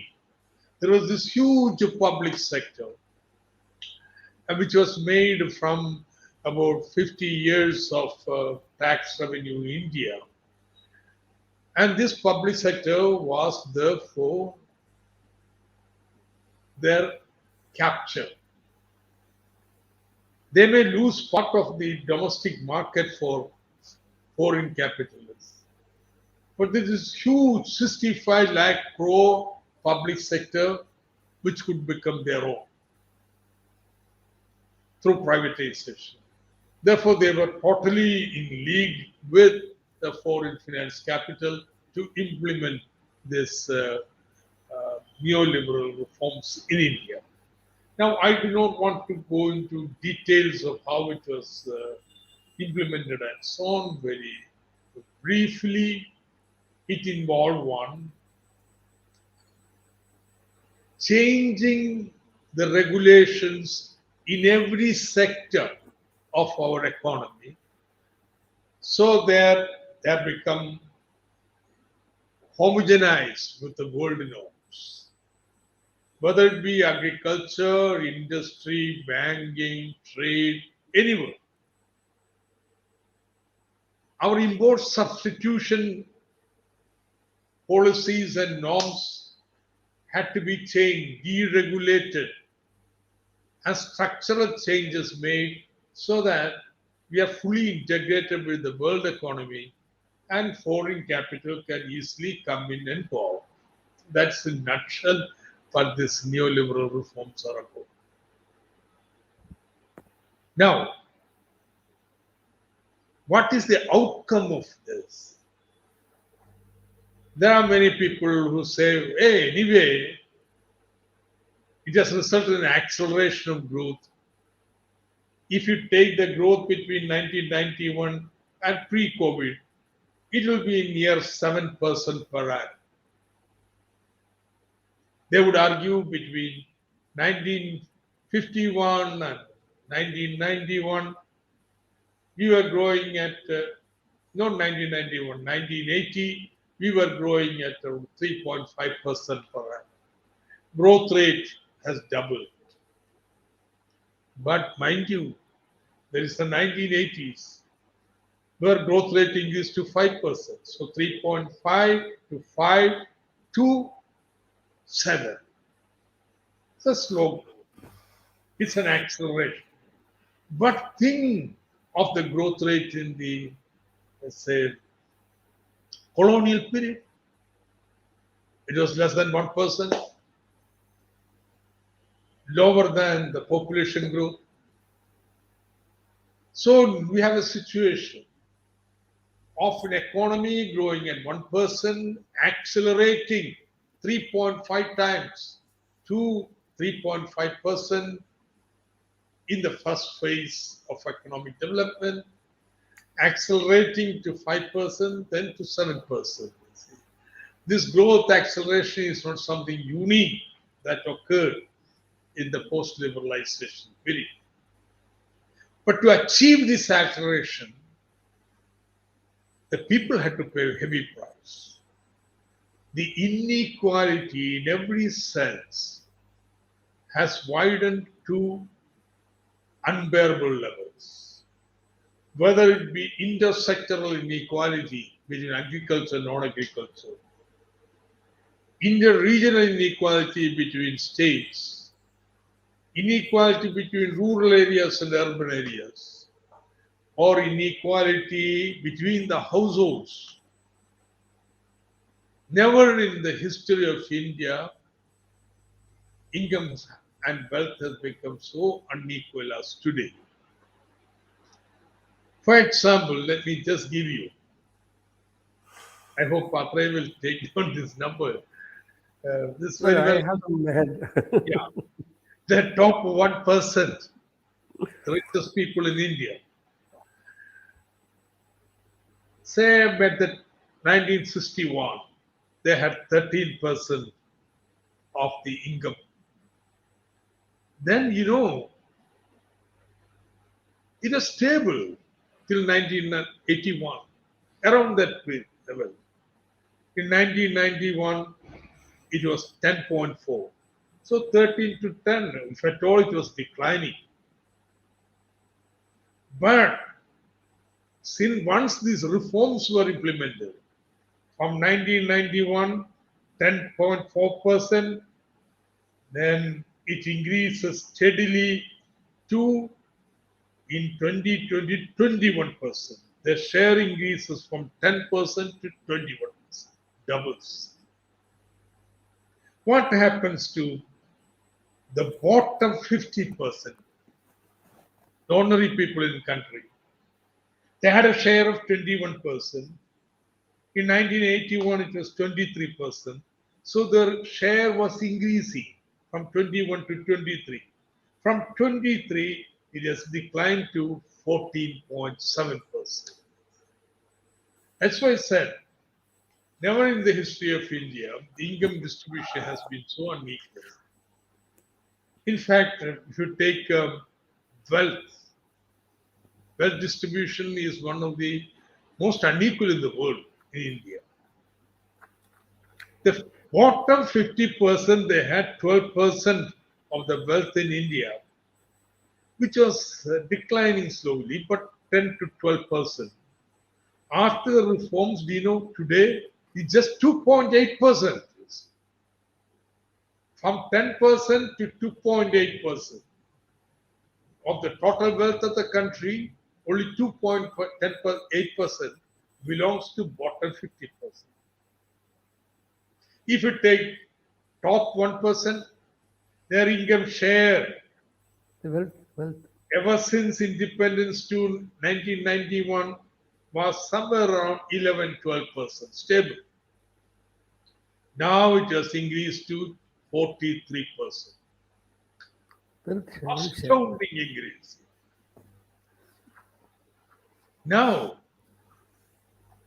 to keep this inequality breeds resent in check, you need people divided. That's where BJP's divisive ideology becomes very handy. Second, you need authoritarian government.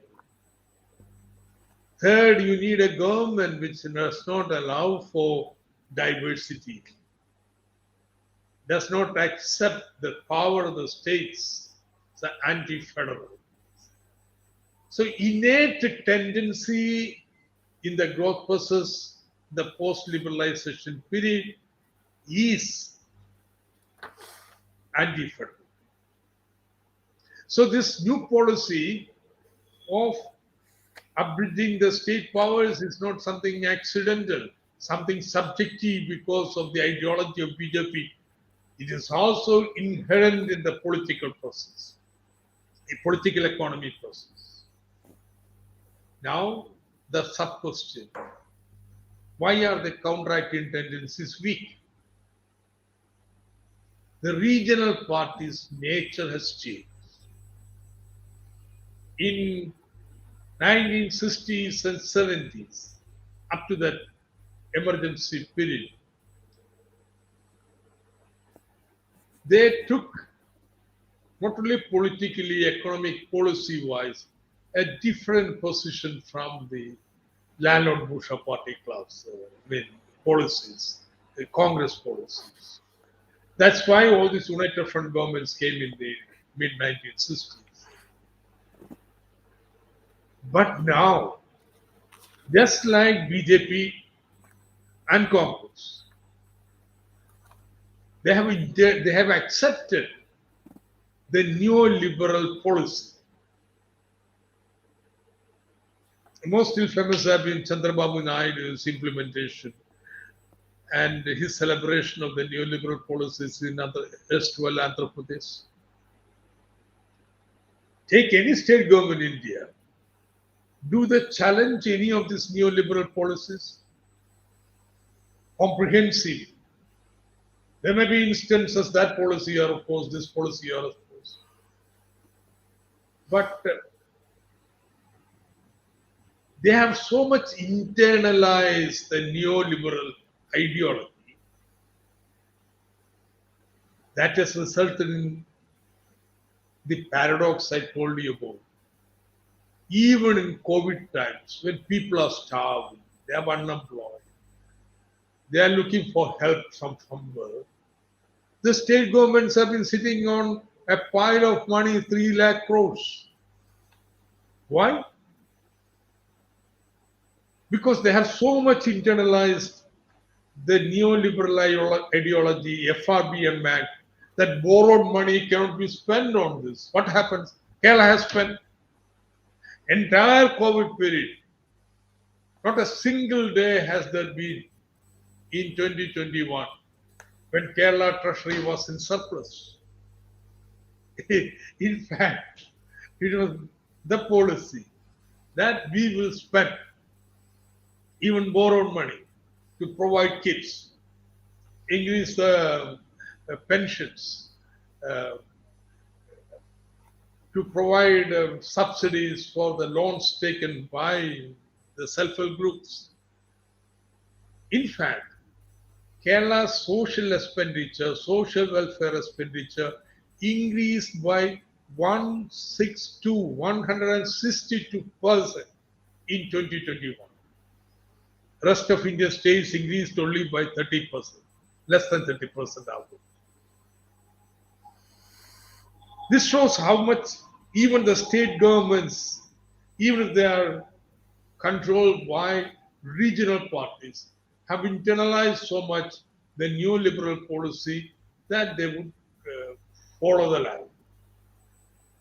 So this is one reason why, despite the big encroachments taking place into the state powers, you don't find that kind of resistance in India taking place. Now, yeah, I will stop here. Okay, அதாவது இந்த எதிர்த்தரப்பு போக்குகள், அதிகார மையமாக்குதலை எதிர்த்த பரவலாக்கத்தை விரும்பக்கூடிய சக்திகள் ஏன் பலவீனம் அடைந்தது என்ற கேள்வியோடு இந்த பகுதி துவங்குது. இதில் மிக முக்கியமான பங்காற்றுவது புதிய தாராளமய கொள்கைகள் என்று சொல்ல வேண்டும். 1990க்கு முன்பாக நாடு விடுதலை பெற்று அடுத்து வந்த ஒரு 40 ஆண்டுகளில் பெரும்பாலும் உள்நாட்டு உற்பத்தியை சுயசார்பு அடிப்படையில் பெருக்குவது, இறக்குமதி செய்யப்பட்ட பொருட்களுக்கு மாற்று கண்டுபிடித்து இந்தியாவிலேயே அவற்றை உற்பத்தி செய்வது, இதை செய்வதற்கு ஒரு வலுவான தொழில் கட்டமைப்பு உருவாக்குவதற்கு பொதுத்துறை பங்காற்றுவது, இதையெல்லாம் திட்டமிட்டு செய்வதற்காக ஒரு திட்டக்குழு என்ற ஏற்பாடு, அதே போன்று ஒரு எல்லைக்குட்பட்ட நில சீர்திருத்தங்கள், இதெல்லாம் அந்த கொள்கைகள் பகுதியாக இருந்துச்சு. அப்படின்னா இது ஓரளவிற்கு ஏற்றத்தாழ்வுகளை குறைப்பது என்ற குறிக்கோளும் அதில் இருந்தது. அதில் பெரும் வெற்றி அடைய முடியல. மண்டல ஏற்றத்தாழ்வுகள், வர்க்க ஏற்றத்தாழ்வுகள்லாம் பெருமளவு குறைக்க முடியல. இருந்தாலும் அது ஒரு அரசினுடைய இலக்காக இருந்தது அந்த காலகட்டத்தில். ஆனால் இது என்ன பிரச்சனை வந்தது அப்படின்னு பார்த்தீங்கன்னா, 70களின் எல்லைக்கு 80களுக்கு நீங்கள் வரும்பொழுது இந்த வளர்ச்சி பாதை, இறக்குமதிக்கு மாற்று உற்பத்தி உள்நாட்டில், பொதுத்துறை முதலீடுகள், திட்டமிடுதல், ஒரு வரம்புக்குட்பட்ட நிலை சீர்திருத்தங்கள், இந்த பாலிசி ஃப்ரேம்வொர்க்கை உள்நாட்டில் சந்தையை விரிவாக்குவதற்கு பெருமளவிற்கு பங்களிக்கவில்லை. அப்போ உள்நாட்டு கிராக்கி சந்தை என்பது ஒரு எல்லைக்குட்பட்டதாகவே இருந்தது. ஆக இந்த குறிப்பாக இதுக்கு மையமான காரணம் என்னன்னு சொன்னால், நாடு விடுதலை பெற்ற பொழுது வலுவாக பேசப்பட்ட ஆனால் அமல்படுத்தப்படாத முழுமையான நில சீர்திருத்தம் என்பது தான் மிக முக்கியமான அம்சம். அது நடத்தப்படவில்லை, நில சீர்திருத்தம் அமலாக்கப்படவில்லை, ஓரிரு விதிவிலக்குகள் நீங்களாக. ஆகவே இந்தியா முழுவதும் கிராமப்புற மக்களுடைய வாங்கும் சக்தி மிக குறைவாக இருந்தது. கிராமப்புற சந்தை விரிவடையவில்லை என்பதெல்லாம் அதில் முக்கியமான விஷயங்களாக வருது. ஆகவே 80களில் துவங்கி சரி உள்நாட்டு சந்தையை வந்து பெருசாக்க முடியாது, லேண்ட் ரிஃபார்ம்ஸ் நடத்த முடியாது, ஆகவே நம்ம வந்து ஏற்றுமதி சந்தைகளை அணுகுவோம் என்ற பாணியில் ஒரு ஏற்றுமதி சந்தைகளை சார்ந்த ஒரு வளர்ச்சி பாதையை அரசுகள் முயற்சித்தன. அப்போது உள்நாட்டிலே அரசுகள் நிறைய செலவுகளை மேற்கொண்டு ஒரு ஒரு செல்வந்தர்களுக்கான ஒரு உள்நாட்டு சந்தையை அவங்க அதே நேரத்தில் பராமரித்தாங்க. ஒரு லிமிட்டட் எலீட் மார்க்கெட்டையும் இது பண்ணாங்க. ஆனால் இது எல்லாமே வந்து எப்படின்னா அரசு செல்வந்தர்களிடமிருந்து வரி போட்டு வளங்களை திரட்டுவதற்கு பதிலாக கடன் வாங்கி மேற்கொண்ட செலவுகள் இவை. ஆக ஒரு அரசினுடைய கடன் சுமை அதிகரித்து கொண்டே வந்தது. இவர்கள் எதிர்பார்த்த அளவுக்கு ஏற்றுமதியிலும் வெற்றி பெற முடியவில்லை.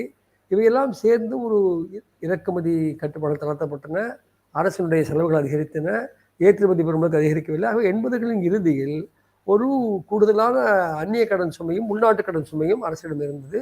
ஒரு அந்நிய செலாவணி நெருக்கடியை நோக்கி அது சென்றது. அந்த அந்நிய செலாவணி நெருக்கடி 91 பெருமளவுக்கு வெடிக்கும் பொழுது அதை பயன்படுத்தி பன்னாட்டு நிதியம், உலக வங்கி போன்ற அமைப்புகள் நம் மீது கடுமையான நிர்பந்தங்களை கொடுத்தார்கள். அதற்கு ஆளும் வர்க்க அரசுகள் இரையாகின, ஏற்றுக்கொண்டன என்பது ஒரு அம்சம். ஆனால் இந்த தாராளமய கொள்கைகள் ஏதோ நிர்பந்தத்தில் மட்டும் வந்துடல. இந்தியாவினுடைய பெருமுதலாளிகளும் சரி இன்னுமே இந்த உள்நாட்டு சந்தையை மையப்படுத்தி வளர்ச்சி பாதையில் நமக்கு பெரிய அளவுக்கு ஸ்கோப் இருக்காது, ஆகவே அந்நிய முதலீடு இங்கே வந்தாலும் பரவாயில்ல, கொஞ்சம் மார்க்கெட் அவங்க வந்து கைப்பற்றுவாங்க, இருந்தாலும் நாம வந்து இந்தியாவில் மிகப்பெரிய பொதுத்துறை இருக்குது, அப்போ தனியார் மயமாக்கலை ஆதரித்தோம்னா அந்த பொதுத்துறைகளை சொத்துக்களை அப்புறம் நம்ம வந்து கையகப்படுத்த முடியும், நமக்கு பெரிய அளவுக்கு வந்து ஒரு 65 லட்சம் கோடி ரூபாய் பெருமானம் உள்ள பொதுத்துறை நிறுவனங்களை நம்ம கையகப்படுத்த முடியும் என்ற ஒரு கனவுல பொதுத்துறையை கையகப்படுத்தி விடலாம் என்ற அம்சத்தை வச்சு அந்நிய உலகத்தோடு இணைந்து கொள்ளக்கூடிய போக்கு என்பது இந்திய பெருமுதலாளிகள் மத்தியில் வலுவடைந்ததாக இந்திய பெருமுதலாளி வர்க்கம் மேலும் மேலும் அந்நிய மூலதனங்களோடு இணைந்து செயலாற்ற ஆரம்பிக்குது. இது வந்து நம்முடைய பார்ட்டி ப்ரோக்ராமில் அப்படியே சொல்லப்பட்டிருக்கு இதே வார்த்தைகளில்.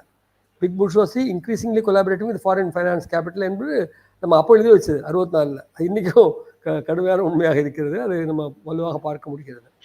அப்போது இந்த என்னென்ன அம்சங்கள் வருது இந்த புதிய கொள்கை அப்படின்னு வந்து பார்த்தீங்கன்னா, தாராளமய கொள்கை பார்த்தீங்கன்னா, ஒன்று எல்லா துறைகளிலும் நெறிமுறைகளை நீக்க வேண்டும், நெறிமுறைகளை ஒன்றாக ஒரே சீராக ஆக்க வேண்டும். பார்த்தா பன்னாட்டு நிதி மூலதனங்களுக்கு, பன்னாட்டு கம்பெனிகளுக்கு இங்கே வந்து பிஸ்னஸ் செய்வதற்கு வசதியாக இருக்கும்.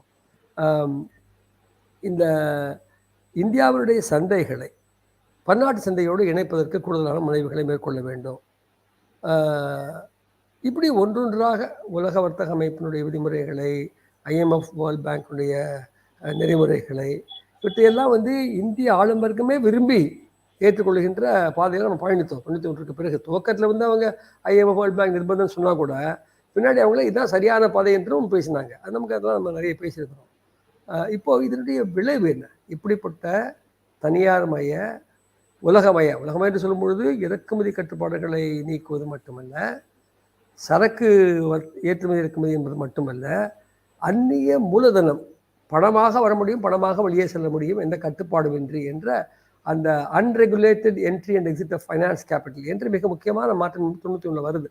அப்போ இதனுடைய விளைவு ஒரு பக்கம் அவங்க என்ன சொல்கிறாங்க, தாராளமய கொள்கைகளை ஆதரிப்பவர்கள் என்ன சொல்கிறாங்கன்னா, பாருங்க வளர்ச்சி விகிதம் அதிகரித்தது 91 பிறகு என்று சொல்கிறாங்க. உண்மையா என்று பார்த்தால் நான் ஐசக்கோடு கூட ஒருபடி மேலே போய் சொல்லுவேன், உண்மை இல்லைங்கிறத சொல்லுவேன். அதாவது 50களிலிருந்து 90 வரை 80 வரைக்கும் 79 80 வரைக்கும் சராசரியாக ஒரு ஆண்டுக்கு 3.5% என்ற ரேட்டில் இந்தியாவுடைய ஜிடிபி வளர்ச்சி விகிதம் இருந்தது. விவசாய உற்பத்தியும் கிட்டத்தட்ட 3% இருந்துச்சு. கிட்டத்தட்ட ஒரு 1990களுக்கு பிறகு இவர்கள் சொல்லுவது, ஆளும் வர்க்கங்களுடைய புள்ளி விவரங்கள் அவங்க கிளைம் பண்ணுறது 7% ஆவரேஜ் growth கிளைம் பண்ணுறாங்க. உண்மையிலேயே அது இல்லை. அவங்க சிதம்பரம் கூட 2013-14 அவங்க ஆட்சி விட்டு வெளியே போகும்போது இந்த long term trend rate of growth 81லேருந்து 2014 வரைக்கும் 6% தான் சொன்னார், 6.1% தான் சொன்னார். அப்போ 80களிலேயே இந்த வளர்ச்சி வந்துருச்சு. 80 ஐசு கூட 5ன்னாரு, 5 முதல் ஹாஃபில், செகண்ட் ஹாஃபில் 6. 80களிலேயே நம்ம வந்து 6% growth rate எட்டிட்டோம். அதுக்கு அடுத்து வந்து 10 ஆண்டுகளில் growth rate கொஞ்சம் கம்மியாகவே இருந்தது. அதுக்கு பிறகு ஆக்சுவலாக இந்த 30 ஆண்டு தாராளமய காலத்தை பார்த்தீங்கன்னா, ஒரு 2003 முதல் 2008 வரையான காலம் நீங்களாக மற்ற எல்லா காலங்களிலும் வளர்ச்சி விகிதம் கூட பிரமாதமெல்லாம் இல்லை என்பதையும் நான் இங்கே பதிவு செய்ய விரும்புகிறேன். இது ஐசக் சொன்னதோடு சேர்த்து நான் சொல்லக்கூடிய விஷயம். ஆனால் இது ஒரு இந்தியாவில் மட்டும் நிகழ்ந்த விஷயம் அல்ல. உலகம் பூராவுமே வந்து 80களுக்கு பிறகு தாராளமய கொள்கையின் விளைவாக தனியார் துறையினுடைய முன்னேற்றமே வேகமாக நிகழ்ந்தது என்பதும் ஒரு பக்கம் இருக்கிறது. ஆனால் இதனுடைய இந்த நாணயத்தின் மறுபக்கம் என்ன? சப்போஸ் ஒரு வாதத்துக்காக 90களுக்கு பிறகு வளர்ச்சி விகிதம் ஒரு 6% இருந்தது, 7% சொல்கிறோம் வச்சுக்கோங்க. அதனுடைய தன்மை என்ன? அதனுடைய மறுபக்கம், நாணயத்தின் மறுபக்கம் என்னன்னு பார்த்தீங்கன்னா, மிகவும் மோசமான வகையில் ஏற்றத்தாழ்வுகள் அதிகரித்தன. வருமான ஏற்றத்தாழ்வு, சொத்து ஏற்றத்தாழ்வு. உதாரணத்துக்கு நீங்கள் பார்த்தீங்கன்னா, இந்த எல்லா வகையிலையும் பல்வேறு கோணங்களில் கிராமம், நகரம், வேளாண்மை அல்லாத துறைகள், மாநிலங்கள், பல்வேறு மாநிலங்களுடைய தன்மைகள், பல்வேறு பகுதிகளிடையே இடைவெளிகள் என்றெல்லாம் எல்லாமே அதிகரித்தது. குறிப்பாக வருமானம், சொத்து. இப்போ நீங்கள் 1961 டாப் 1%, மேலே மட்டத்தில் இருக்கக்கூடிய 1% குடும்பங்கள் கையில் மொத்த வருமானத்தில் 13% தான் இருந்தது. அது 91க்கு வரும்பொழுது 80களில் நிகழ்ந்த வளர்ச்சியின் தன்மை காரணமாக 10.4% தான் கொஞ்சம் குறையுது. ஆனால் நீங்கள் 2021க்கு வரும்பொழுது இது 2 மடங்காக 21% அதிகரிக்கிறது. இது வருமான ஏற்றத்தாழ்வு. இதெல்லாமே அண்டர் எஸ்டிமேட் தான். ஏன்னா செல்வந்தர்கள் தங்கள் வருமானத்தை மறைப்பாங்க வெற்றிகரமாக. ஏழை மக்களுக்கு மறைக்க வாய்ப்பு ரொம்ப குறைவு. ஆகவே இது இந்த அரசு புள்ளி விவரங்கள் வருமான ஏற்றத்தாழ்வை குறைத்து தான் மதிப்பிடுறாங்க. அப்படி குறைத்து மதிப்பிட்டுமே டபுள் மடங்கு ஆயிடுச்சு, 10லேருந்து 21 ஆயிடுச்சுங்கிறத நீங்கள் பார்க்கணும்.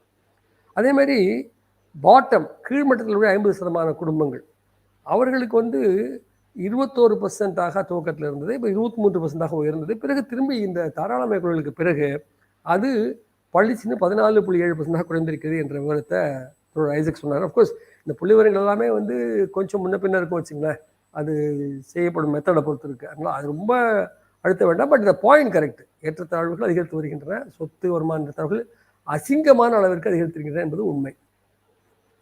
சொத்தை எடுத்துக்கொண்டால் 10 to 12% கீழ்மட்ட 50% குடும்பங்களில் ஒரு காலத்தில் இருந்துச்சு. இன்றைக்கி அது 2.8% குறைஞ்சி போச்சு. ஏற்கனவே இருந்ததே குறைவு. கிட்டத்தட்ட சுத்தமாக பாட்டம் 50% கிட்ட சொத்தே இல்லை, 2.8% தான் மொத்த சொத்தில் அவங்கள்ட்ட இருக்குது என்பதும், மறுமுனையில் டாப் 1% கிட்ட மொத்த சொத்தில் 43% இருக்கிறது என்பதும் மிக மோசமான அளவிற்கு, அசிங்கமான அளவிற்கு வருமான சொத்து ஏற்றத்தாழ்வு அதிகரிப்பு காட்டுது. இதன் விளைவுகள், அரசியல் விளைவுகள் கட்டாயமாக இதில் இயல்பாக வரும் இல்லையா? அப்படின்னா பெரும்போது மக்களுக்கு அதிகாரம் இருக்காது, வலு இருக்காது. அப்போ இது பூராமே இதிலிருந்து வரக்கூடிய தன்மை ஒரு சர்வாதிகார போக்கு வரும். மக்களை பிளவுபடுத்தி தான் இந்த ஆட்சியை நடத்த வேண்டியிருக்கும். சமஷ்டி அரசை ஏற்றுக்கொள்ள முடியாது. அதிகாரங்களை மையப்படுத்தி மக்களை அடக்க வேண்டும் என்ற இடத்துக்கு இவங்க இந்த ஏகமுக வளர்ச்சி பாதையில் இயல்பாக வருவது என்பது தான் நடக்கும். நம்ம இதுவும் பார்த்தோம். இந்த பீரியடில் ஏன் முன்பு 80களில் நீங்கள் மத்திய மாநில உறவுகளை பற்றிலாம் பேசுனீங்களே, பின்னாடி ஏன் எதிர்கட்சிகள் பேசலைங்கிற ஒரு கேள்வி அதில் அடங்கிது. அப்போ என்ன ஐசக் என்ன ஞாபகப்படுத்துறாருன்னா, மாநில மண்டல கட்சிகளின் வர்க்கத்தன்மையும் மாறி வருகிறது, அவர்களுடைய அணுகுமுறையும் மாறி வருகிறது. அவங்க புதிய தாராளமய கொள்கைகளை இன்றைக்கு சுவீகரித்து கொண்டு விட்டார்கள். ஆரம்ப கட்டத்தில் ஒரு ஜனநாயகத்தன்மை அவங்களுடைய கொள்கையில் இருந்தது. என்னவோ இங்கே ஏதோ திராவிட மாடல்லாம் பேசிகிட்டு இருக்கிறாங்க. பட் ஃபேக்ட் என்னென்னா, எல்லா மாநிலங்களையும் இடதுசாரிகள் நீங்களாக மற்ற எல்லா மாநிலங்களிலும் தாராளமய கொள்கைகள் முழுமையாக சுவீகரிக்கப்பட்டு அமலாக்கப்படுது என்பது தான் யதார்த்தம். அதோடு சேர்ந்து சில சேமநல நடவடிக்கைகள் சில அரசுகள் எடுக்கலாம், அது வேறு. பட் எசன்ஸ் நியோலிபரல் பாலிசி தான் அவங்க ஃபாலோ பண்ணுறாங்க. அப்போது இது ரீஜனல் கட்சிகளுடைய, மாநில கட்சிகளுடைய, மண்டல கட்சிகளுடைய தன்மை மாறி இருக்குது என்பது இல்லை முக்கியம். இதில் நீங்கள் எதிர்மறையாக என்ன பார்க்கலன்னா, கேரளா பெருந்தொற்று காலத்தில் இப்படி ஒரு நாள் கூட அரசு கஜானாவில் பணத்தை விட்டு வைத்தது கிடையாது. மக்களுக்கு போகணும், மக்களுக்கு தேவை இருக்குது, இது கடினமான காலம் என்று சொல்லி 21-22ஆம் ஆண்டு நிதியாண்டில் மட்டும் சமூக நல திட்டங்களுக்காக கேரளா அரசு அதனுடைய செலவு 162% அதிகரித்தது. மற்ற மாநிலங்களை போல குறையுது. அப்போ இந்த வேறுபாட்டை பார்க்க வேண்டும். ஆகவே இந்த அதிகாரம் மையப்படுத்துதலை இருக்க திராணி இல்லாமல் இருக்கிறவங்க யாருன்னு பார்த்தீங்கன்னா, தாராளமய கொள்கைகளை ஏற்றுக்கொண்டு பின் செல்கிறவர்கள் தான் அதில் இருக்கிறாங்க. இடதுசாரிகள் மட்டும் ஒரு மாற்று கொள்கையை முன்வைக்கிறாங்க என்பதை நம்ம பார்க்கணும். So we are coming to the concluding part of our presentation. Now let me say a few things about decentralization. That's my favorite topic. Um, when we say decentralization, it involves one, decentralization of powers from center to states and from states to local governments. At same, our concept of decentralization is premised upon a restructuring of center-state relations. On the other hand, whether it be BJP or Congress, decentralization is in most cases an attempt to bypass the issue of center-state relations. That's a big difference. The worst instance was the 65th constitutional amendment brought by Rajiv Gandhi, which was defeated in the parliament because it attempted to link the central government directly with the local government bypassing the state governments. Then it is after a lot of talk and compromise, 73rd, 74th constitutional amendment came. So now, for some time, everybody was waxing eloquent regarding decentralization. But nobody would talk about restructuring of center-state relations. We hold that both are important. But anyway, despite of the big high talk about decentralization, despite the passage of the constitutional amendments, we find that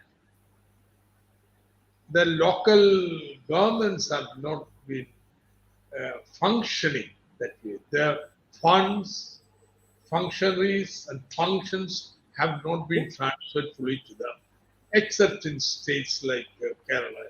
They're very weak. That's the reality. And everybody has forgotten the way. BJP doesn't talk about Panchayati Raj system. In fact, first thing they did, Modi coming to power, just curtail the power of Panchayati Raj department in the center.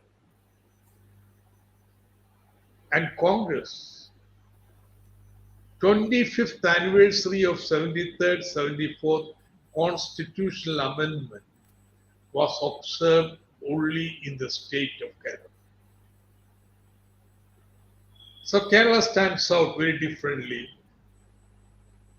Ever since People's Planning was implemented in 1996 under the leadership of E.M.S. Namboodiripad, Kerala has been number one in the country in terms of empowerment of local governments. It's very unique phenomenon. I don't want to discuss it in detail at all because I want to say something what could be done in Tamil Nadu. But all that I want to say is local governments are very powerful in Kerala, and we are observing the 25th anniversary of local governments in the People's Planning campaign this year. And therefore, a lot of evaluation is taking place. Our assessment is the local governments have become a real source of strength for Kerala. It has exhibited during the floods, during COVID, every sphere which has been transferred to local governments, education, healthcare, rural roads, housing, and so on. They have done exemplary well. So much so, Kerala has become a state where under multi-dimensional index of poverty, the level of poverty is less than 1%. Now the local governments are on a big campaign. They are going to start it to eradicate absolute poverty from Kerala. This will be the biggest achievement of the present government, I am certain. A state without absolute poverty. So, this, I'm not saying everything is very rosy, perfect, and so on. No, nothing of that. There are good panchayats, there are also bad panchayats. And we are trying to see how the panchayat performance can be improved. How they can be made an effective tool in the struggle against centralization tendencies, against neoliberal policies. Because planning is the fulcrum of decentralization in Kerala. Instead of privatization, participation is the answer. Every locality, people should come together to determine how the school the children are studying should be run, how the hospital where they go for treatment should be organized, how the land should be cultivated together. All these aspects, people have to join together, intervene. Participation, not privatization, is the solution. So, this is part of the struggle. Now I know this kind of favorable situation does not exist in Tamil Nadu or most states in India. There is many problems in there. But what I would say is, yet we have few local governments. Now, what does decentralization do? EMS was asked once. What do you, who believe in democratic centralism, argue for democratic decentralization? Don't you think there is a paradox in this? So EMS said,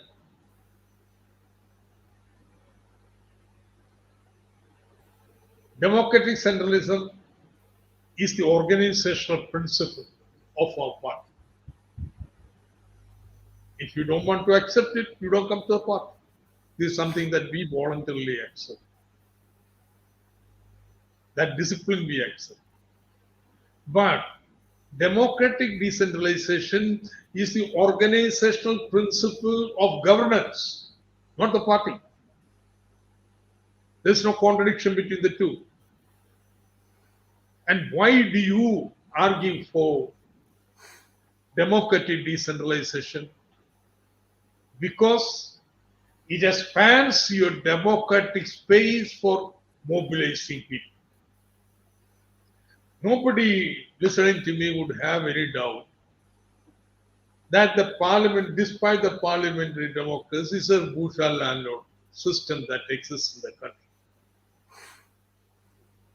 But we stand for parliamentary democracy rather than authoritarian government. That's the reason we are going to resist the authoritarianism of BJP. Why? The democratic rights given by the parliamentary system. For example, this meeting we are holding now, this is a bourgeois right given by right of expression, association, and so on, enshrined in the Constitution as a part of the parliamentary democracy. But now the parliamentary democracy used to exist only at the central level and the state level, not the local level. At the local level, it was bureaucratic government. What decentralization does is transforms it, extends democracy from center and state level to local level. This local democracy creates democratic space for intervention. So, even in Tamil Nadu or any other states, you want local government, you can intervene. There's nothing that prevents. Today, a local government would anyway get a share of the Union Finance Commission award. The MGNREGS is run through the local governments, organized by the local governments. You have some money given as grant by the state government. Very well, that's enough seed money. What prevents our local government from organizing self-help groups, link them with the public sector bank or financial institution, and mobilize people on that count? What would prevent us from preparing a watershed program for the village? How agriculture can be improved? Even before 73rd, 74th constitutional amendment, so many villages in India have done exemplary work of watershed programming. Why can't we have a special care program for the elderly? Now COVID is over, children have lost 2 years of education. Why can we use our local government to ensure that all our children in the village reach the minimum level of learning required in every standard? See, you think with some imagination. There are so many possibilities of mobilizing people. That's precisely the intention of a Marxist supporting decentralization. It expands the democratic space for the intervention, democratic intervention. Earlier, the democratic action could have taken place only at the state level or at the central level. Now, there's a change that is happening. So, I think you should explore the possibilities, while at the same time we expose the centralization tendencies in India. That will be fought tooth and nail. While fighting it, at the same time, whatever limited local democracy that we have, we should intervene and try to expand the democratic space and mobilization of people. Thank you very much. I think we have passed the time. Yes. Thank you very much. இறுதியாக ஐசக்குக்கு ரொம்ப பிடித்த பகுதிக்கு நம்ம வரோம். அதாவது அதிகார பரவலாக்கல், அதை அமலாக்குவது எப்படி என்ற பகுதிக்கு வரோம். நம்ம வந்து மத்தியிலிருந்து, ஒன்றியத்திலிருந்து மாநிலங்களுக்கு அதிகாரம் பரவ வேண்டும். இரண்டாவது, மாநிலங்களிலிருந்து உள்ளாட்சி அமைப்புகளுக்கு, தேர்ந்தெடுக்கப்பட்ட உள்ளாட்சி அமைப்புகளுக்கு அதிகாரம் பரவ வேண்டும் என்ற இரண்டையுமே நம்ம வந்து வலியுறுத்துறோம். அதாவது மத்திய மாநில உறவுகள் மறுசீரமைக்கப்பட வேண்டும், திருத்தி அமைக்கப்பட வேண்டும் என்பது நம்ம வலுவாக முன்வைக்கின்ற ஒரு கோட்பாடு. மற்ற ஆளும் வர்க்க கட்சிகள் வந்து மாநிலங்களை பலவீனமாக்குவது என்ற நோக்கத்தோடு தான் நேரடியாக உள்ளாட்சி அமைப்புகளோடு தொடர்பு கொள்வது என்ற முயற்சிக்கு போகிறாங்க. இது காங்கிரஸுக்கும் பொருந்தும், பிஜேபிக்கும் பொருந்தும். பிஜேபி அஃப்கோர்ஸ் பஞ்சாயத்து ராஜே வேண்டாங்கிற அளவுக்கு அவங்க இன்னொரு எழுதுக்க போகிறாங்க. ஏற்கனவே ராஜீவ்காந்தி பிரதமராக இருந்தபோது கொண்டு வரப்பட்ட 64, 65வது திருத்தங்கள் தோற்கடிக்கப்பட்டன. காரணம், இந்த மாதிரி மாநில அரசுகளை பைபாஸ் பண்ணி நேரடியாக உள்ளாட்சி அமைப்புகளுக்கு பணம் கொடுப்பது போன்ற விஷயங்கள்லாம் அவர் முன்வைத்தது. பிறகுதான் இப்போ கடுமையான வாத பிரதிவாதங்களுக்கு பிறகுதான் 73, 74வது சட்ட திருத்தங்கள் வந்தன. இப்போ வந்து மாநிலங்கள், அங்கிருந்து தேர்ந்தெடுக்கப்பட்ட உள்ளாட்சி அமைப்புகள், இந்த அதிகார பரவல் மிக அவசியம். ஒன்றியத்திலிருந்து மாநிலங்களுக்கு அதிகார பரவலும் அவசியம் என்பதை நம்ம குறிப்பிட்டுட்டோம். அப்படின்னா என்ன அர்த்தம்? உள்ளாட்சி அமைப்புகளுக்கு அதிகார பரவல்னா ஒன்றில் 3 அம்சங்கள் இருக்கு. ஒன்று நிதி, ஃபைனான்ஸ். இரண்டாவது ஃபங்க்ஷன்ஸ், என்னென்ன பொறுப்புகள் அவங்களுக்கு கொடுக்கப்படுகிறது. மூன்றாவது அதை அமல்படுத்தக்கூடிய நிர்வாக ஊழியர்கள், ஃபங்க்ஷனரிஸ். ஸோ ஃபைனான்ஸ், ஃபங்க்ஷனரிஸ் மூன்றுமே வந்து உள்ளாட்சி அமைப்புகளுக்கு செல்ல வேண்டும் என்பதை நம்ம வந்து வலியுறுத்துகிறோம். இப்போ இந்தியா பூராமே பார்த்தீங்கன்னா இந்த உள்ளாட்சி அமைப்பு ஜனநாயகத்தை முழுமையாக அமல்படுத்துகின்ற மிகப்பெரிய வெற்றி கண்டிருக்கக்கூடிய ஒரே மாநிலம் கேரள மாநிலம் என்று நம்ம சொல்ல முடியும் இப்போ இருக்கக்கூடிய நிலைமையில். அதில் கிட்டத்தட்ட ஒரு பல ஆண்டுகள் 1996 தான் மக்கள் திட்டமிடுதல் என்ற பீப்புள்ஸ் பிளான் என்ற மிகப்பெரிய இயக்கம் நிகழ்ந்து, நான் கூட ஐசக்கு நினைவுக்கு நானும் அதில் பங்கேற்கக்கூடிய வாய்ப்பு எனக்கு கிடைச்சது. ஒரு இன்ஸ்பைரிங்கான எக்ஸ்பீரியன்ஸ் அது. அப்போது ஏராளமான மக்களை அரசியலில், அன்றாட அரசியல் இன்வால்வ் பண்ண முடியுது, செயல்பாடுகள் இன்வால்வ் பண்ண முடியுது. அப்போ இது ஒரு ஒரு ஜனநாயக அடித்தளத்தை பெரிதளவுக்கு பரவலாக்குகிறது. இப்போ கிட்டத்தட்ட பார்த்தீங்கன்னா அண்மையில் நம்ம மட்டும்தான் வந்து பஞ்சாயத்து ராஜ் வந்ததை செலிப்ரேட் பண்ணோம். மற்றவங்க ஆளுங்கட்சி கூட, காங்கிரஸ் கட்சி கூட பண்ணல. இப்போ நம்ம வந்து பீப்புள்ஸ் பிளானுடைய 25வது ஆண்டை கொண்டாடி கொண்டிருக்கிறோம் கேரளாவில். அப்படி கொண்டாடும் பொழுது நம்ம அனுபவம் என்ன கேரளாவில் அப்படின்னு பார்த்தீங்கன்னா, பல்வேறு நோய் சார்ந்த கடுமையான சவால்களை கேரளா சந்திச்சிருந்திருக்கு அண்மை காலங்களில். நீபா வைரஸ் சரி, உங்களுக்கு இதுக்கெல்லாம் முன்னாடி கோவிடுக்கு முன்னாடியே.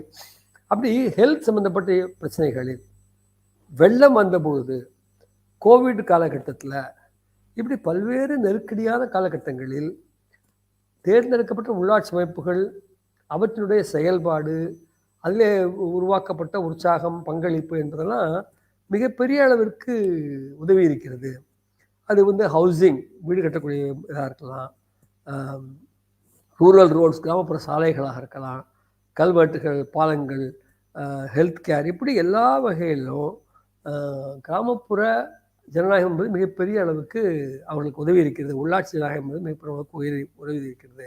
இன்றைக்கு அதன் விளைவாகத்தான் நித்தி ஆயோகனுடைய multi dimensional index of poverty, அந்த பாவர்ட்டி இண்டெக்ஸை பற்றி நமக்கு ஒன்றும் பெரிய ஒன்றும் அதில் மோகம் கிடையாது. இருந்தாலும் அதில் லெஸ் தென் 1% என்று கேரளாவின் நிலைமை இருக்குதுங்கிற மத்திய அரசே, இதை நம்ம விரும்பாத ஒன்றிய அரசே அதை ஏற்றுக்கொள்ள வேண்டிய கட்டாயத்தில் இருக்கிறாங்க.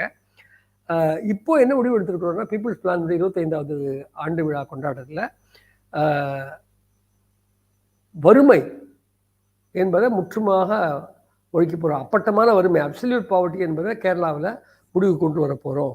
மக்கள் சீன மண்மையில் அறிவித்த மாதிரி நம்ம கேரளாவில் கொண்டு வர போகிறோம், புரட்சி நிகழாமலே கொண்டு வர போகிறோம்.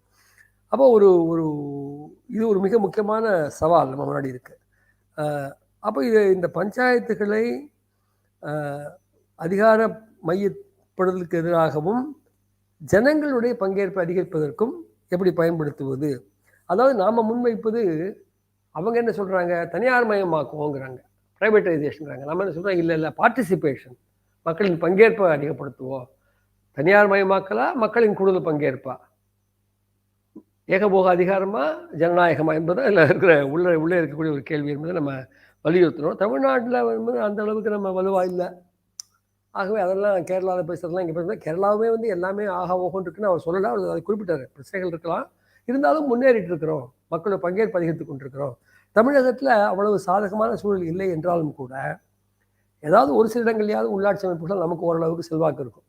ஒரு உள்ளாட்சி அரசு நம்மகிட்ட இருக்காங்கிறது கூட அவர் அரசுங்கிற மேலே போஸ்ட் பண்ணார். அப்படி இல்லாட்டி கூட ஈவன் நம்ம செல்வாக்கு அந்த குழுக்களில் இருந்தால் கூட நம்ம ஒரு பங்காற்ற முடியும், ப்ரெஷர் பண்ண முடியும், சில மக்கள் உதவியோடு சில மாற்றங்களை கொண்டு வர முடியும் அப்படிங்கிறத அவர் மென்ஷன் பண்ணார். அவர் தமிழகத்தில் வந்து இயன்ற அளவிற்கு நமக்கு எங்கெல்லாம் வாய்ப்பு இருக்கிறதோ அங்கெல்லாம் உள்ளாட்சி அமைப்புகளில் பங்கேற்று அதை மக்களுடைய பங்கேற்பை அதிகப்படுத்துகின்ற, ஜனநாயகத்தை விரிவுபடுத்துகின்ற களமாக மாற்ற வேண்டும். மக்கள் கோரிக்கைகளுக்கு செவிசாய்க்கின்ற வடிவத்தில் அதை வந்து கொண்டு போக வேண்டியிருக்கு. அப்போ இது என்னன்னு சொல்கிறோன்னா, இஎம்எஸ் ஒரு முறை கேட்டாங்களாம், என்னையா நீங்கள் கம்யூனிஸ்ட் பார்ட்டி டெமோக்ராட்டிக் சென்ட்ரலிசம் பேசுவீங்க, ஆனால் நீங்கள் எப்படி டீசென்ட்ரலைசேஷன் பேசுகிறீங்க? அதாவது ஜனநாயக மத்தியத்துவம் பேசக்கூடிய கட்சி, நீங்கள் எப்படி வந்து அதிகாரங்களை பரவலாக்கணும்னு பேசுகிறீங்க அப்படின்னு கேட்டாங்களாம். அவர் சொன்னாரா, ஐயா, இந்த ஜனநாயக மத்தியத்துவம் என்பது கட்சிக்கான கொள்கை, கட்சி நடத்த முடியாது. இல்லாட்டி நாங்கள் அதை விரும்பி ஏற்றுக்கொண்டிருக்கிறோம். கட்சி ஒழுங்காக நடத்தணும்னா ஒரு முடிவு விவாதிக்கிறோம், முடிவு எடுக்கிறோம், அமல்படுத்துகிறோம். அதுக்கப்புறம் ஆளாளுக்கு வேற ஒரு சொல்லிட்டு இருக்க முடியாது, பொது வெளியே சொல்ல முடியாது, அந்த கமிட்டி கூட சொல்லலாம். ஆனால் டெமோக்ராட்டிக் டீசென்ட்ரலைசேஷன், ஜனநாயக அதிகார பரவலாக்கல் என்பது அரசு ஆளுகையினுடைய கொள்கை, கவர்னன்ஸ் பிரின்சிபிள். அது ஆளுகையின் கொள்கை, ஆளுமையின் கொள்கை. இது வந்து கட்சியின் ஸ்தாபன அமைப்பு சம்பந்தப்பட்ட நெறிமுறை டெமோக்ராட்டிக் சென்ட்ரலிசம். அதிகார பரவலாக்கல் என்பது மக்கள் ஆட்சியினுடைய ஜனநாயகத்தன்மையை அதிகப்படுத்துகின்ற ஏற்பாடு என்பது தான் நாம் மீண்டும் மீண்டும் சொல்கிறோம். இது வந்து ஏராளமான அளவிற்கு இப்படிப்பட்ட அனுபவம், நம்முடைய கேரள அனுபவம் வந்து என்ன சொல்லுதுன்னா, மக்களுக்கு பங்கேற்பதற்கு, பங்காற்றுவதற்கு, செயல்படுவதற்கு ஜனநாயக வெளியை அது பன்மடங்கு அதிகப்படுத்தி இருக்கிறது. அதன் மூலம் மக்களை திரட்டக்கூடிய வாய்ப்புகளும் நமக்கு கிடைக்கிறது என்ற விஷயத்தையும் சேர்த்து நம்ம அதில் பார்க்கணும். பாராளுமன்ற ஜனநாயகம் என்பது ஒன்றிய அளவில், அது மத்திய ஒன்றிய அரசு அளவில், பிறகு மாநில அரசு அளவோடு நின்றுடுது. அதுலேயும் எவ்வளோ ஊனங்கள் இருக்குங்கிறத நம்ம பார்த்துருக்குறோம். இப்போ நாம் என்ன சொல்கிறோன்னா, இந்த இந்த பாராளுமன்ற ஜனநாயக முறையில் ஏகப்பட்ட கோளாறுகள் இருந்தாலும், அது ஒரு பூர்ஷ்வா லேண்ட்லார்ட் செட்டப்பில் பல பிரச்சனைகள் இருந்தாலும், இந்த பிரின்சிபிள் நம்ம ஏற்றுக்கொள்கிறோம், அங்கே ஃபைட் பண்ணுறோம், அங்கே செயல்படுறோம். அதை உள்ளாட்சிக்கும் வந்து ஜனநாயக கோட்பாடை கொண்டு போகணும். அது வந்து அதிகார வர்க்கத்தினுடைய பிடியில் இருக்கக்கூடாது என்பதை நம்ம வலியுறுத்துகிறோம். ஆகவே உள்ளாட்சி அமைப்புகளுக்கு இன்றைக்கு ஒரு ஓரளவுக்கு நிதி ஆதாரமும் இருக்குது. மத்திய அரசு, ஒன்றிய அரசு வந்து நேரடியாக பணம் வருது, அப்புறம் எம்என்ஆர்இஏ இருக்குது, அப்புறம் வேறு சில வாய்ப்புகள் இருக்குது. மாநில அரசும் ஸ்டேட் ஃபைனான்ஸ் கமிஷன் மூலமாக ஒதுக்குது. இதோடு சேர்ந்து அங்கே இருக்கக்கூடிய சுய உதவி குழுக்களாக மக்களை திரட்டுவது, அவர்களுக்கு வந்து வங்கிகளோட இணைப்பு ஏற்படுத்தி நிதி ஆதாரத்தை ஏற்பாடு செய்வது என்று பல வழிகளில் அந்த தளத்தை நாம் விரிவுபடுத்த முடியும், செயல்பாட்டுக்கான களத்தை உருவாக்க முடியும். அந்த முறையில் இப்போ வாட்டர் ஷெட் மேனேஜ்மெண்ட் இருக்குது, நீர்நிலைகளை பராமரிப்பது, அந்த ஒரு பகுதியினுடைய நீர்வளங்களை ஒழுங்குபடுத்தி பயன்படுத்துவது, வயதானவர்கள் அவங்களை கவனித்துக் கொள்வது, எல்டர்லி கேர், இப்படி அதே மாதிரி இன்றைக்கு கோவிட் காலகட்டத்தில் கல்வி பெருமளவுக்கு பாதிக்கப்பட்டிருக்கு. 2 ஆண்டு காலம் கல்வி இழந்த குழந்தைகள் ஏராளமாக இருக்கிறாங்க. அவங்களெல்லாம் எப்படி நம்ம வந்து அடுத்து அவங்களுக்கு அதிகமாக வாய்ப்பு கொடுத்து சரிப்படுத்த போகிறோம் என்ற விஷயங்கள் இருக்குது. இப்படி உள்ளாட்சி அமைப்பு அளவில் செயல்படுத்தப்பட வேண்டிய சவால்கள் ஏராளமாக உள்ளன. அவற்றை அமல்படுத்த முடியும். அதற்கான வளங்களை திரட்டுவதற்கான வாய்ப்புகளும் இருக்குது. தமிழகத்தில் நாம் மிக பலவீனமான சக்தியாக இருந்தாலும் ஓரளவுக்கு நமக்கு எங்கெல்லாம் வாய்ப்பு இருக்கோ அங்கெல்லாம் உள்ளாட்சி அமைப்புகள் கொடுக்கின்ற வாய்ப்புகளையும் பயன்படுத்தி வெளியை அதிகரித்து நாம் முன்னேற வேண்டும் என்பதை சொல்லி தோழர் ஐசக் தன்னுடைய உரையை முடித்திருக்கிறார். நன்றி. Yes, Comrade Isaac, I have done my best. Did you follow it? Isaac? Yes. Did you follow it? So good. இப்ப இன்னும் நேரலையில மக்கள் பார்த்துக்கிட்டு இருக்காங்க. நம்ம அந்த நிகழ்ச்சியை இதோட முடிவு செய்யலாம்னு நினைக்கிறேன். தலைமையேற்ற தோழர் சவுந்தரராஜன் அவர்கள் இணைப்புல வந்திருக்காரு. ஆனா அவரால் ஏற்கனவே இந்த மாதிரி இந்த கனெக்டிவிட்டி சிரமங்கள் இருக்கு. So thanks to Comrade Thomas Isaac and Comrade Venkatesh Athreya who made it. Help us. He helped us to understand your contentful speech, and I think we will end the show. கேள்வி இருக்கா? No, Comrade. It is actually telecasted in Facebook and YouTube, so okay. I think questions are not possible. Right.